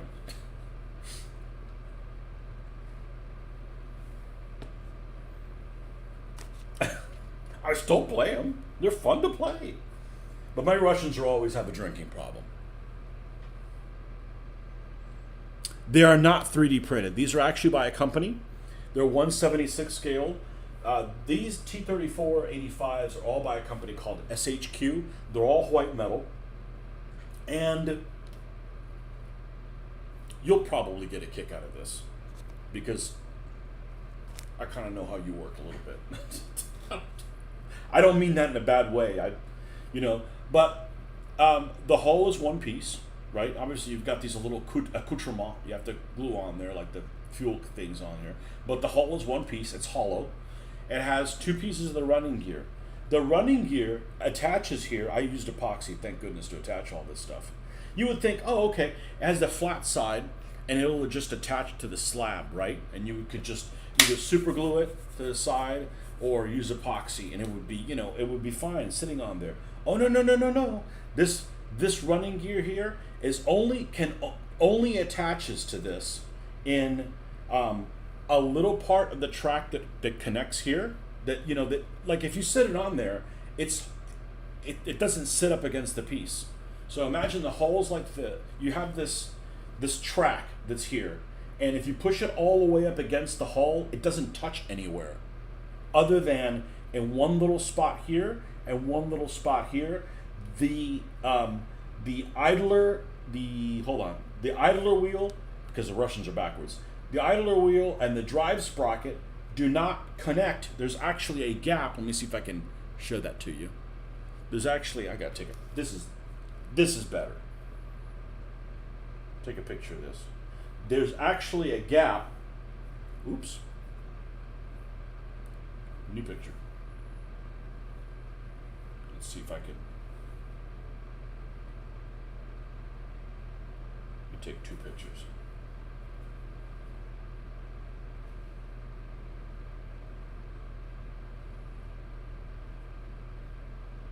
There we go. That's a representative picture. It's almost like something's missing. You can't tell there. Okay. There's like a rod. This is the sprocket wheel. This is the part that's connected to the running gear altogether. Okay? And here's the hull, and they don't touch. You can even see there's a little divot there, like you would think like the whole part would have like a little rod that would stick out, and then it would meet the other one, and then you could put glue on there, and they would connect together. No, it's hard. It's barely holding on by a thread. So it has really good detail, but it has that fatal flaw that it's like almost hardly holding together. Same thing with these Skytrex ones. They don't. You would think, oh, okay, I'll just splooge a bunch of glue or epoxy back here, put them up against them, and it's not. No, it's hardly holding on at all. It's a heavy vehicle, so if it drops on the ground, it's going to shatter, and well, every piece that was glued together will become unglued. Oh no, I figured you out. Yeah, now just gotta let your wife know, right? Or I don't know if you're married or not. Like Flames of War pewter models, I think most are either all plastic or half plastic and half pewter. My preference is actually all plastic, because if you have to drill anything out, you don't have to put a lot of horsepower. Horsepower? You mean human power behind it to drill it, It's just relatively easy to do.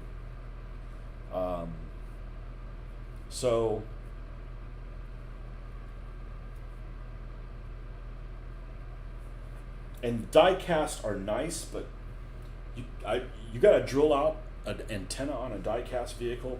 Just forget about it. Just forget about it. It's not important. It's not that important. Taking Matchbox cars apart, that's one of the most dangerous things I've ever done with a hobby. Use a drill and drill it out and put so much torque behind it, hopefully it doesn't slip and I injure myself. No, no.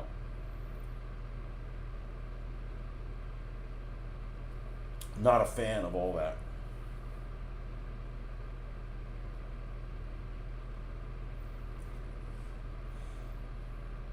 Well, I'm definitely going to stay up until 11 because I need to see what the next storm report is. Not that I'm going to be going anywhere, but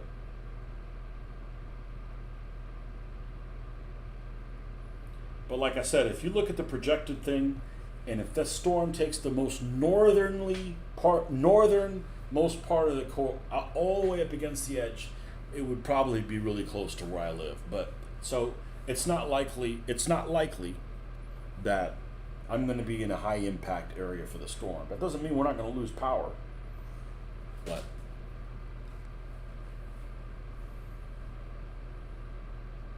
Gaslands, gotta love that work. Yeah, Gasland's got a lot of it's got a lot of loopholes in it. I think the game is brilliant. It's got a lot of like meaningful choices you get to make in each way. Every turn.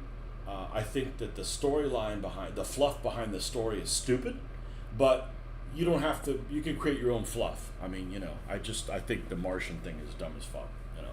But Hobby Buster 2. Her name is Tammy. Pewter models are a pain in the ass. Yeah, they can be. I used to like them because there was like heft to them, but my preference is white metal figures and metal models. The white metal figures, I like them because of the perception that I had of plastic figures sucking. And the plastic figures really or soft plastic figures are really only bad at one thing. And I thought it was holding paint. No. They hold paint pretty well as long as you use acrylics. And a lot of them have really good details. The problem with them is that if they have any kind of a seam line, you can't run your X-Acto knife across it and scrape it off like this. You have to go in and literally slice, like you're working in the deli, and you got to slice it super thin.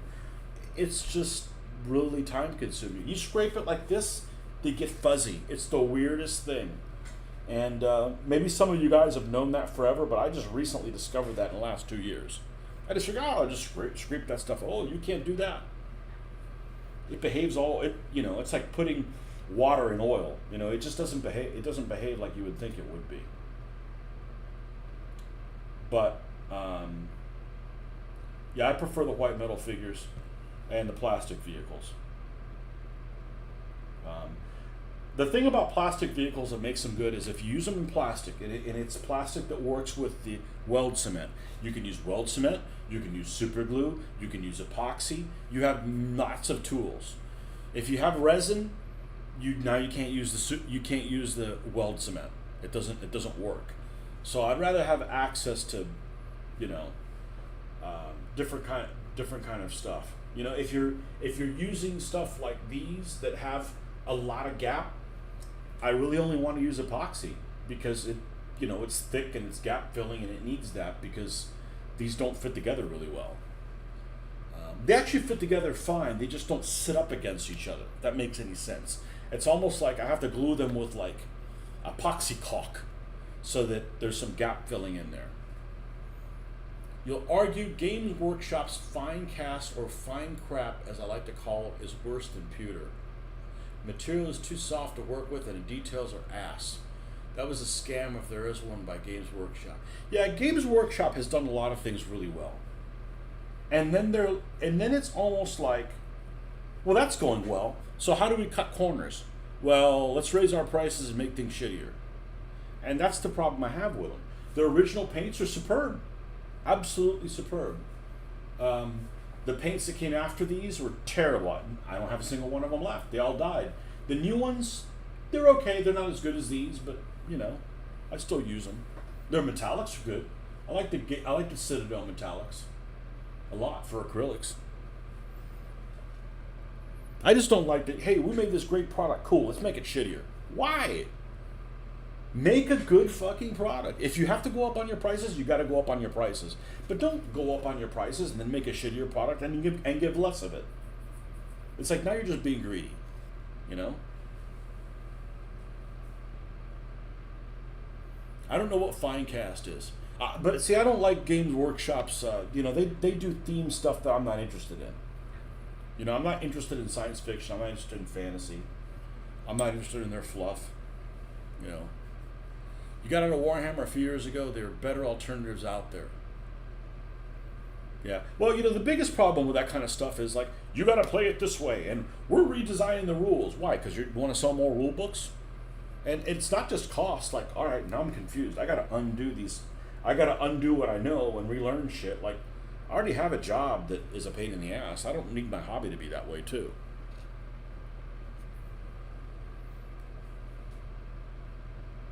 Now, I grew up with, you either made the miniatures or you made the rules, not both. And it wasn't until in the early 90s, Old Glory teamed up with Command Decision to make the two together. Actually, that was some of the first 15 millimeter World War II stuff I saw. 88, 89, 90, something like that. I never bought any because I didn't think that Old Glory was doing the figures, but then Skytrex was doing the vehicles, and the vehicles they had soft details in places they were supposed to have hard details. I didn't like how they looked. You know. I don't mind Old Glory miniatures, I just didn't like those Old Glory miniatures.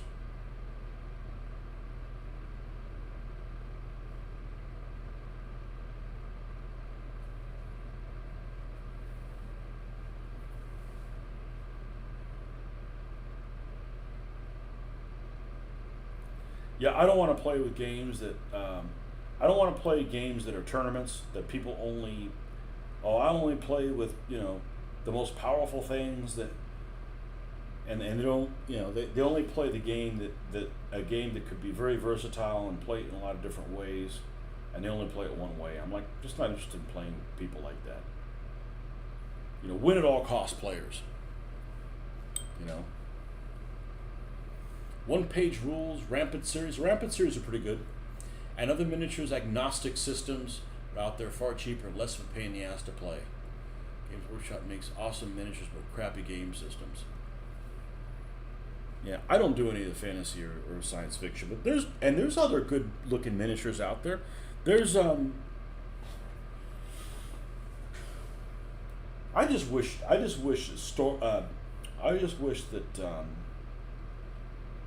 the science fiction and fantasy wasn't so damn prevalent.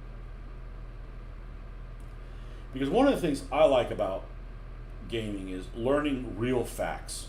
Like, it's fun, but I'm learning about real shit that happened as you go along. It's fun, but I don't see any point in reading fiction at all. Like, for me, if you want to read it, that's fine. It's a waste of my time. There's really cool stuff. This book, I got this the other day for $9 used, which is, I think somebody had it on their shelf and never had it and never did anything with it. Rolling Thunder Against the Rising Sun, Combat History of the U.S. Army Tank Battalions in the Pacific in World War II. Something I don't know a whole lot about. Well, I know more than most people, but that's not saying anything. But this game just starts getting into the action right off the bat. None of this preface or forward or none of that shit, It's like people are already losing arms and getting beheaded. And I mean just because shells are going in, and so I like learn. That's like that's the kind of stuff I like to read. You're learning real stuff.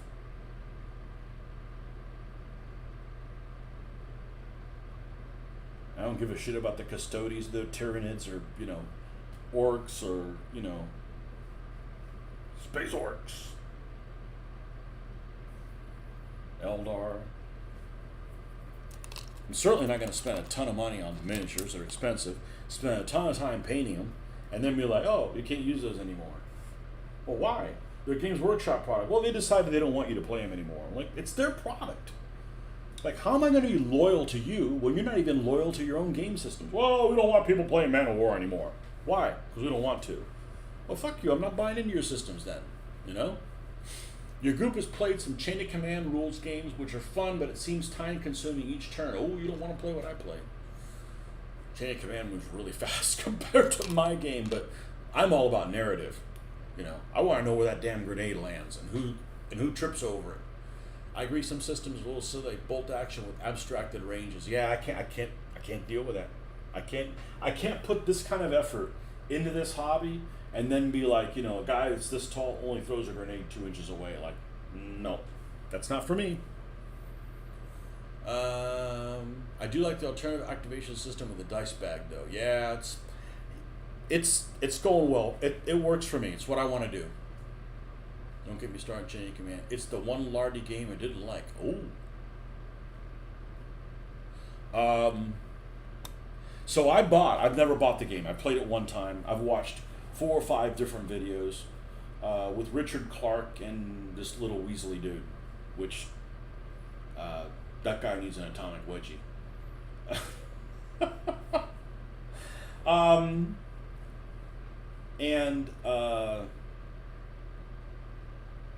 Yeah, don't play war games with people that are under 5'5".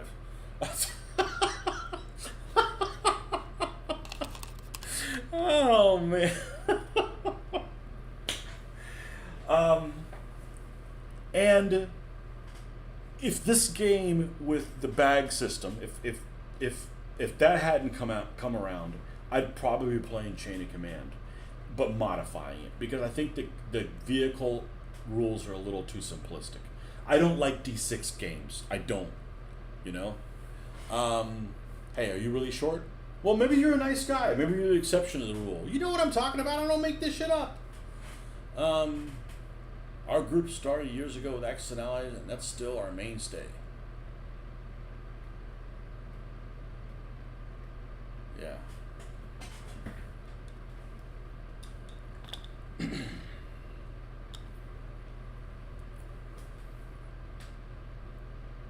You've made peace with being a mantlet.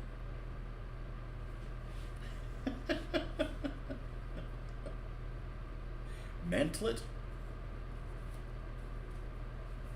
And I'm not super tall. Well, I am compared to my dad. My dad was shit. What was my dad? My dad get to at 5'4" at the height, and I'm like 7 inches taller than him. You know, so I'm like a fucking giant compared to him. Okay.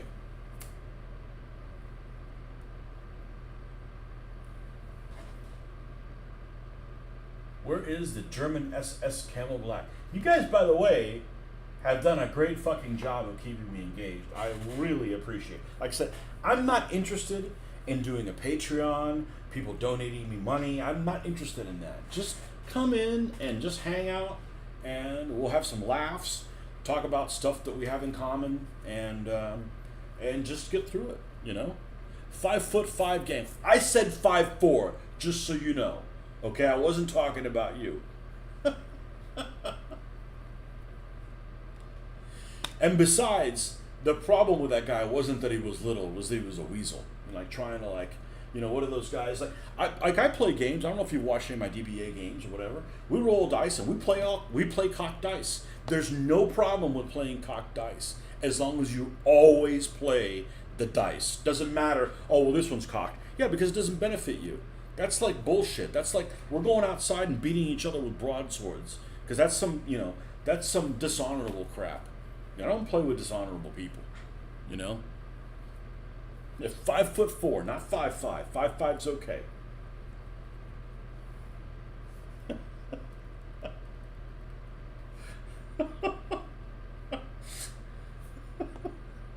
Maybe you'll get a Coke. Oh man.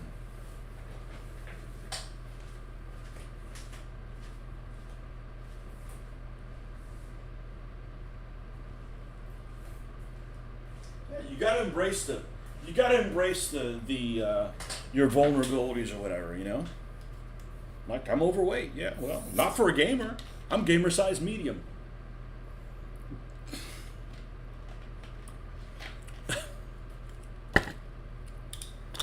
Oh,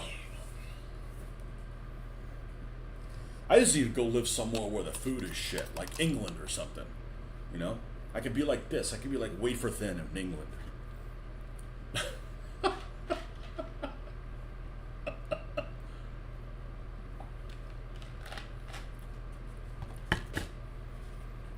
All right, tank trucks. The tank truck. The tank trucking.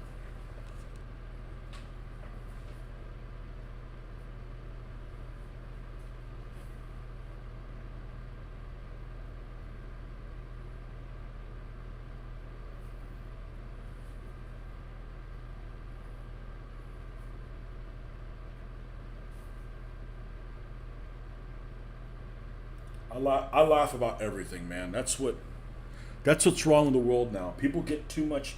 They get their panties in a knot, and I don't like stand-up comedians that can't laugh about different shit. You know, I like stuff that you just pick on everybody. At the end of the day, you're still friends. You know, I don't like the. That's just the way I roll. Good evening from Winchester, Virginia.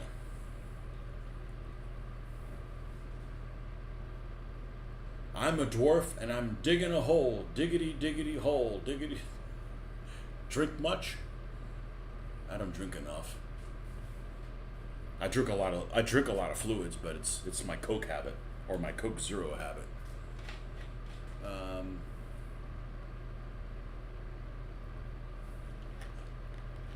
I assume that it's called Winchester, Virginia, because Winchester started there. I'm guessing, right?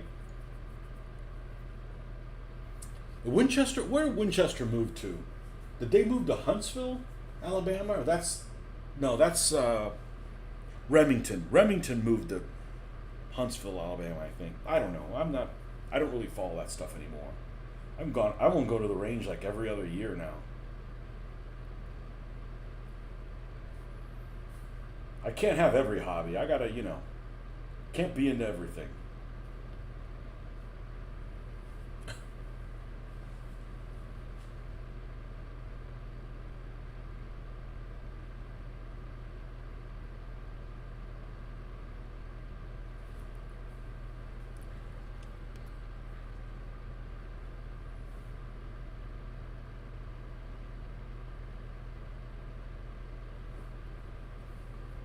I'm happy with your Ruger and your Army surplus rifles.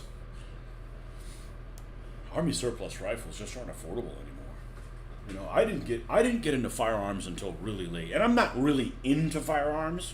But about 10 years ago, um, Mitch and I used to go every month and go to the range for this competitive. I didn't care that it was. I didn't care that it was competitive. It was just an opportunity to do some tactical stuff just to kind of familiarize yourself with what you have. But my dad, he only had a few things, and he basically said, there's nowhere around here to shoot, and he never taught me to shoot. So that's one thing I never got to do with my dad. So I kind of learned on my own. Well, what it did do is I was basically like open-minded as far as like, okay, I don't know anything, so let's see what people have to say. And there's a lot of misinformation about everything on the internet, especially firearms. And so I got to that late, and never really had an opportunity to. I would have loved to have had like all the World War II guns, and even if I didn't shoot them, but just to have them, just to kind of cool, like be like, if because I never wanted to play with real guns. I wanted to play with the toy guns, and yeah, the surplus stuff, that's just not even affordable anymore.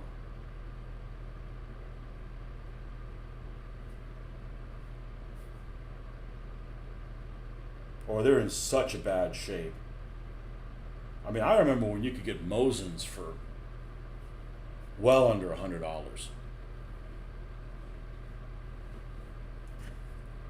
You have a Belgian Luger your father brought back from World War II. Hmm.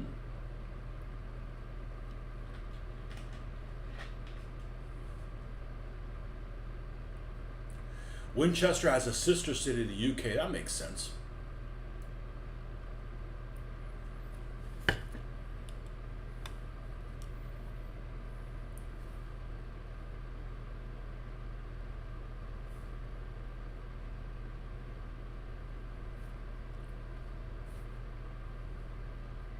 Yeah, so my attitude towards firearms had always been it's a hobby and it's expensive, and I already have a hobby. I don't need that.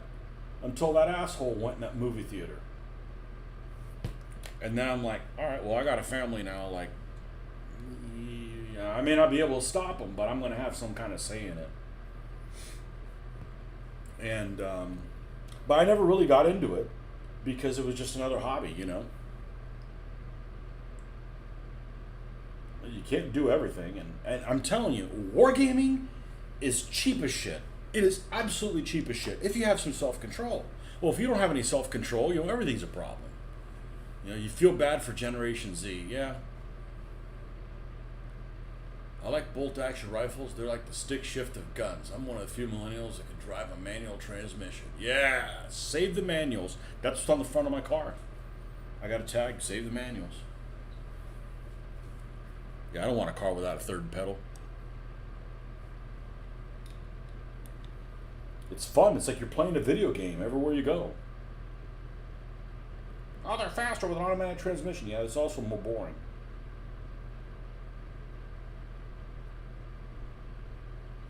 Manual transmission's a lot more fun than a bolt action rifle.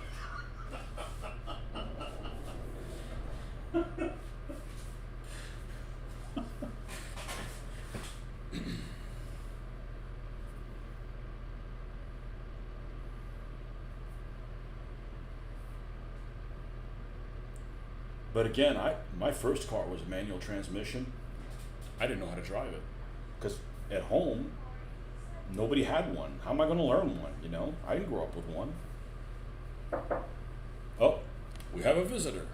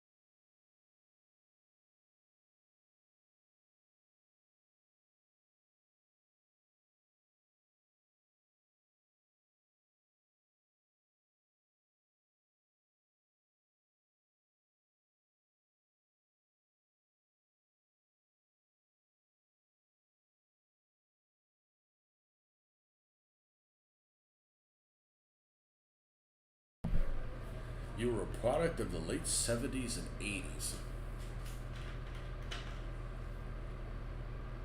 Went to a gun show in the late 80s and purchased a new SKS in a box for $85. Yeah.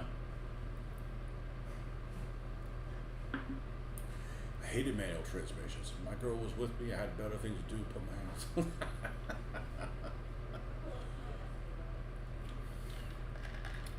One of my favorite fake Chinese sayings. Man conceived in backseat of automobile with automatic transmission grew up to be shiftless bastard.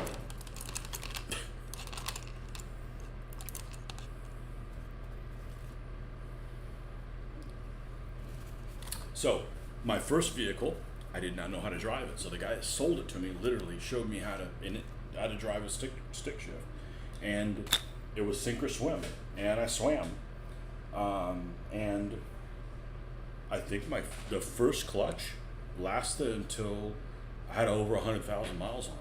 So I did something right, you know. I mean, you know when to shift, you know.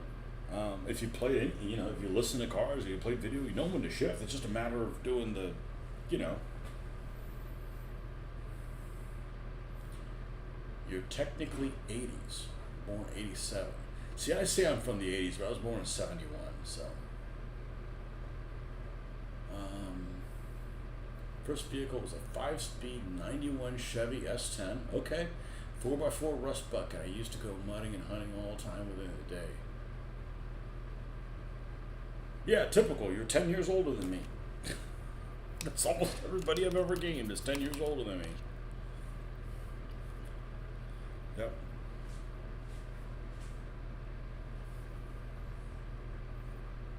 Yeah, I just want to be. I just wanted to be an adult in the 80s.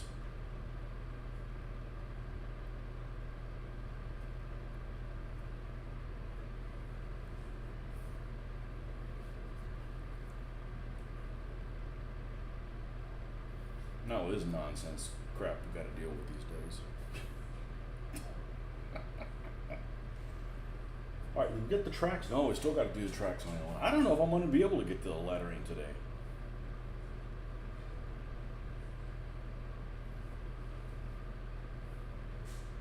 You know, I get a lot more done if I just like get up in the morning and do it. The problem is I don't stay on track. You know, because I like start thinking about other stuff, drift away. You know,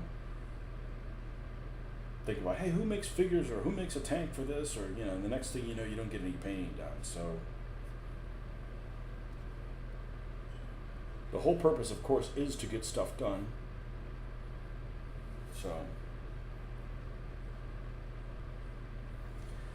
So I've got 6 of these T3485s. I got 2 that are already done that I'm going to refurb by putting black lining on them. Makes a huge difference. A huge difference. As I look at this, I'm like, this looks like crap. This looks like crap compared to these other ones. Because all these details, you can't see them. You can't see them really well. So it's not just giving them a black wash. It's like, I want to pick exactly where the shadow is, so these certain things come out at me. But, you know, it takes some time.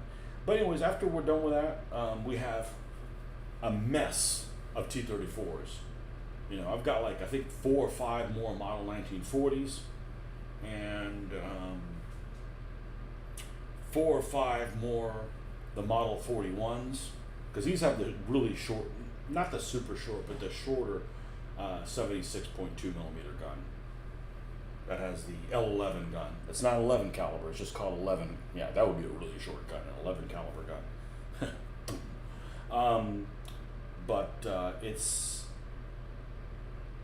those, I've got probably 4 or 5 of them. The F-34 is the other one that's the standard length. It's about a 40 caliber weapon. These are like a 20 something. But the other one's the standard T-34-76. They only made 400 of these early ones.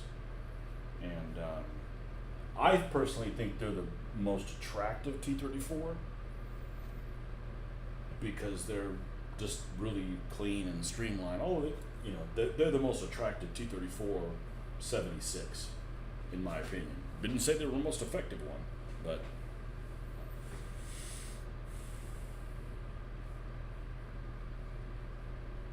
'80s and '90s were the last good decades before things went crazy. It was a fun time for everybody else I knew. Went to work for the railroad in '79 and missed almost all of it.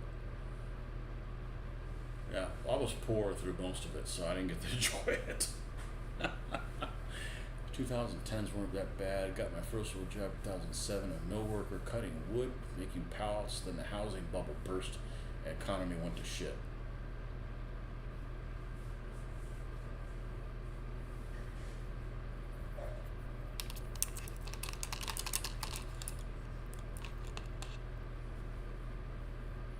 Yeah, I remember the days where there was no such thing as inflation.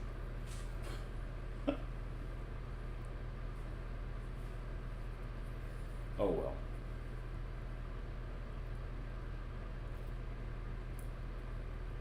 There's always going to be problems.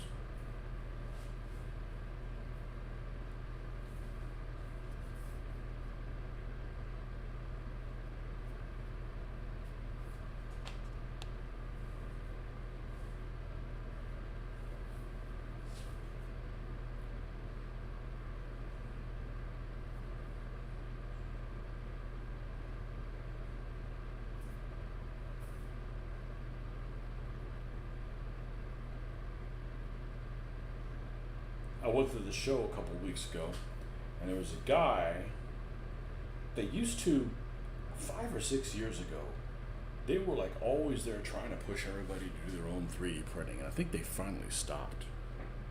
I'm like, there's a breed of people that do 3D printing. There's a breed of people that want to paint. There's a breed of people that just like to read rules and never play them.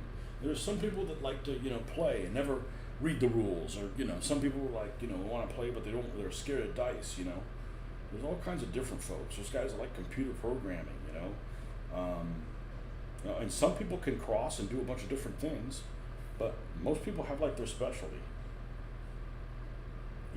I can use an airbrush, but I prefer to hand paint. I just use the airbrush to, because I'm not going to use spray cans anymore. I'm done with that. So that's the only reason I even have an airbrush, because I've always hand painted everything.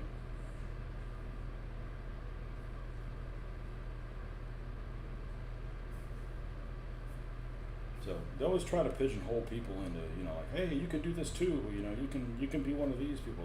Look, I don't enjoy that part of it. I don't want to paint for people. One of the first things that I did when I was in my late teens is this guy who was a World War II vet wanted me to build a Lindbergh Blue Devil destroyer. It's like almost 1/72nd scale. I think it's almost like 1/100, 190, 196, something like that. It's close to 1/72nd scale. Fletcher class destroyer, square bridge. See, I'm a naval guy. About 3 foot long. Right? It's actually a pretty good kit for a Lindbergh kit. And to paint it. And, I was really in dire need of money. Like, really dire need of money. And every time I worked on it, I absolutely hated working on somebody else's thing. Absolutely hated it too.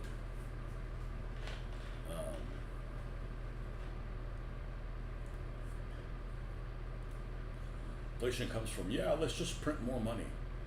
Does Weimar Republic ring any bells? No, inflation comes from my people. I'm like, hey, what's all this gold come from? Fuck it, let's just bring it all back to Europe. Oh wait, why is everything so expensive now?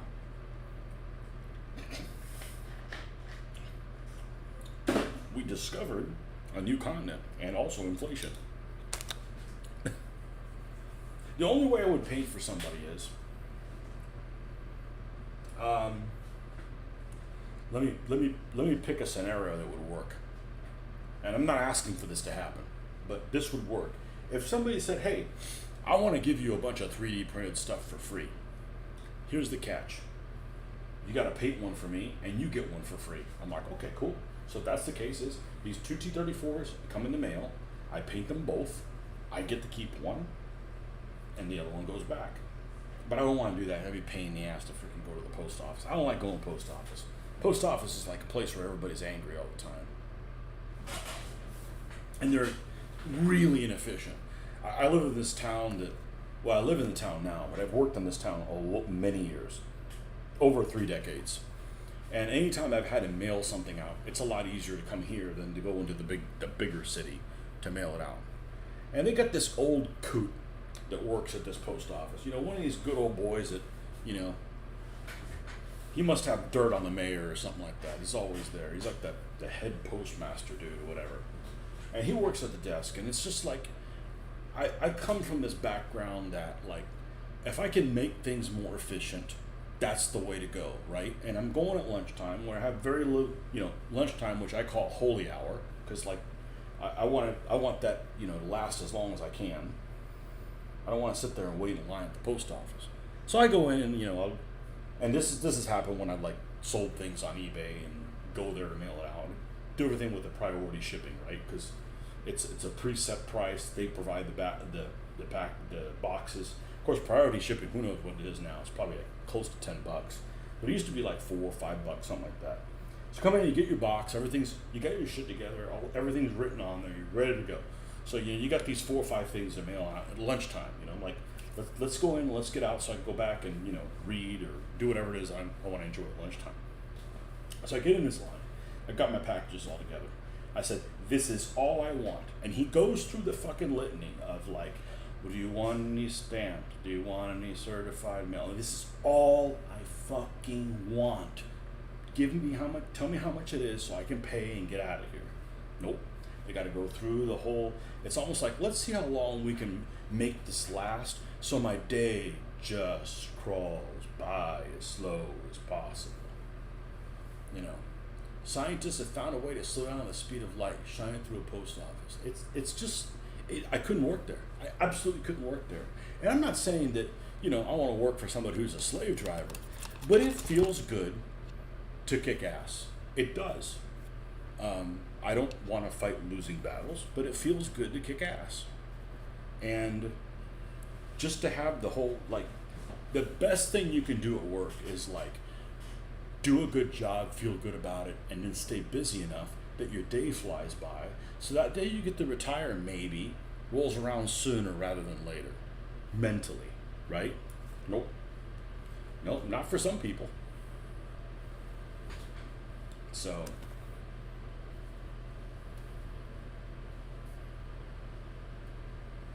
anyhow, I don't like going to the post office. Do you want stamps? I haven't bought stamps. I haven't written a check in decades. I don't ever plan on buying stamps again, ever.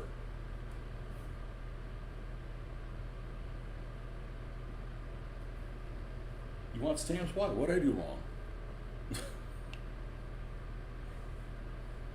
Some people are weird. There was this one vendor. I went to Historicon. I remember the first time I went to Historicon. There's one vendor going in there, and he's selling these miniatures. That was a brand I was a fan of. It's a miniature line that they came in packs of 8, and they're all the same pose, right? Museum miniatures. There's some exceptions to the rule, but pretty much every pack of museum miniatures has, if it's foot figures, it's like 8 figures to the pack. They're all the same pose. Now they may make different kind of swordsmen or whatever, and they each have one pose. So if you buy multiple packs, you can like mix them in, and you don't have everybody. It's exactly the same position. You can mix it in, but you're going to have a lot of wastage, which I don't mind because I want to paint what I want to paint, and I want it to have the look that I want it to have. And at the end of the day, if the amount of time that I'm spending painting these things, I think it's worth it for me to paint what I want to paint, not what somebody decides they want me to paint based on what's in the bag. But anyways, I digress. This particular vendor who carried lots of different figure lines. He was at Historicon in 2006. He would only take cash, and if you mail ordered, you had to send him a check or cash, which is ridiculous in the mail. So the problem with that as a consumer is, this was 2006. At that time, people could PayPal me money, and I'm not an expert in the business world. Okay, so like was even back then, it was pretty easy to do. He would not take credit cards. He would not do anything other than take check, which is a huge risk, huge risk, and cash. And I've heard stories like that. There's the guy that runs one of the companies. I think he passed away now, but he was running Navwar. You'd have to he was in England, and you'd fax him your order. I don't know how much it costs to fax something to the UK, but I don't fucking care because I'm not going to order things that way. You need to make it easy for consumers to spend the money and then go, oh, it's gone. Well, I guess I'll be happy when the product comes in. If you make it difficult for the people to part from their money, they might have a second thought, you know. But anyways, this particular, you know, he's like, yeah, I can get stuff for you. He sold figures by the each, so you could go in there. It was almost kind of like, who does it? Well, when you go to like an Ace Hardware, right? You'll have like screws, and they'll be in different compartments, and you can see what each one of them has, and you can just buy 1 or 12 or the whole pack, whatever you wanted to. That was like really convenient, but not if I've got to like mail order and, you know, send you something, send you a letter back, you know, asking you what, you know. It's like I want to order things, and you have no excuse to start working on my order, getting them back. Like if you get your money immediately, that makes it all the easier for me to start working on my product, so I can start getting it. Not, well, let's see if it gets through the mail, and when they go pick up the mail, and they only go and grab the mail every other day, and you know, the next thing you know, you've wasted 2 weeks, and your stuff is still not on its way to you. So I don't buy that whole, oh, PayPal costs me money, so just mark everything up 10%. You know.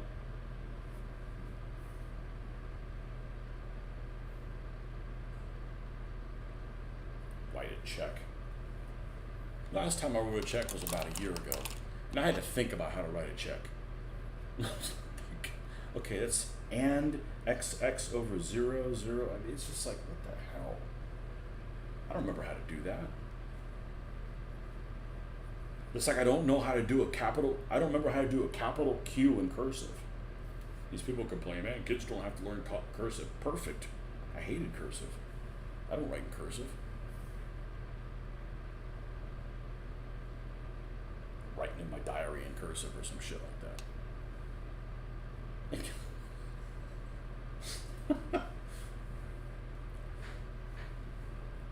All right, so what we're going to do is we're going to finish doing these tracks, and then this is where we're going to stop for the night. And then give me a chance to do some research on another couple of 234s with some unique markings. Not things that are just an exception to the rule, but just a different look, so that there's a little bit of personality to each one of these vehicles.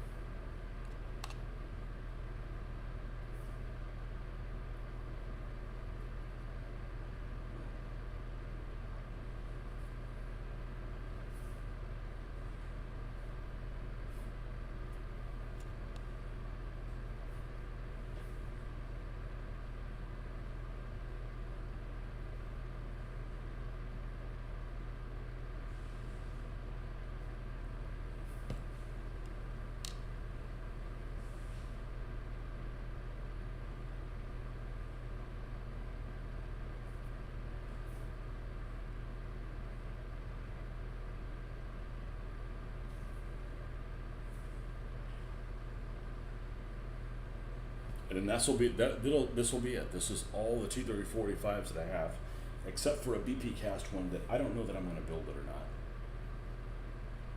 I think I should finish those other 2 BP cast vehicles that I have that thought they looked pretty good, but they just have bubble rama.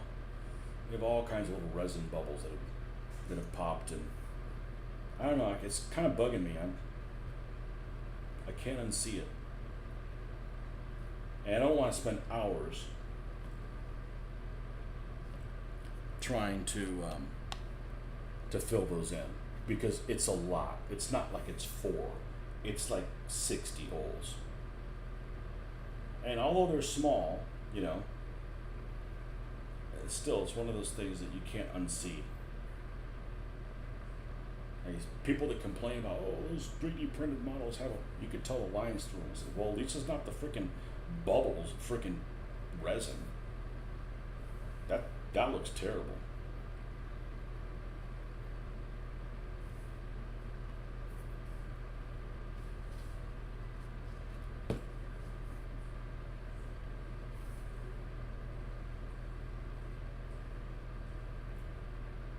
bubbles of resin.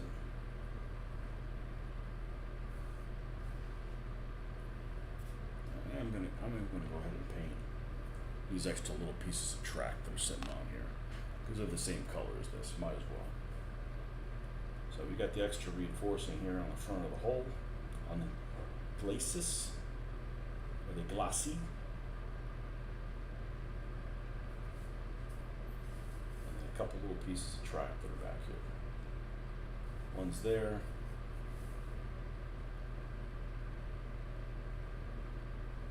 And the other one's there.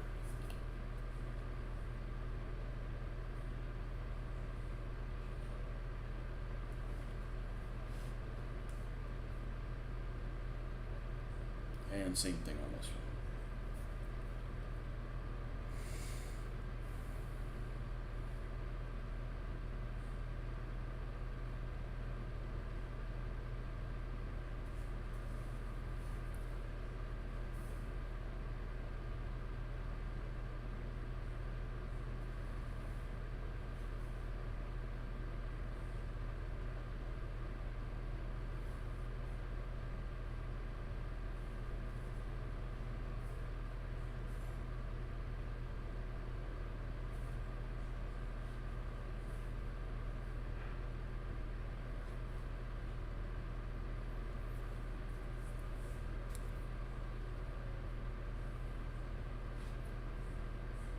Okay, so this is where we're going to stop for the night. I appreciate you guys coming on. That's a couple hours. That's not bad. A couple hours, and we had some fun, and just got the tracks and the road wheels on these things done. That's not true. We dry brushed the main color on them. Okay, folks, thanks for stopping by. We'll see. Oh, gentlemen, you have a good night. Been a hoot. Take care next time. I had 3 printed World War II Sherman Firefly to finish decal before I call it a day. Firefly. Everybody likes Fireflies. Good looking vehicle. All right, folks. We'll see you on the next one. Bye-bye.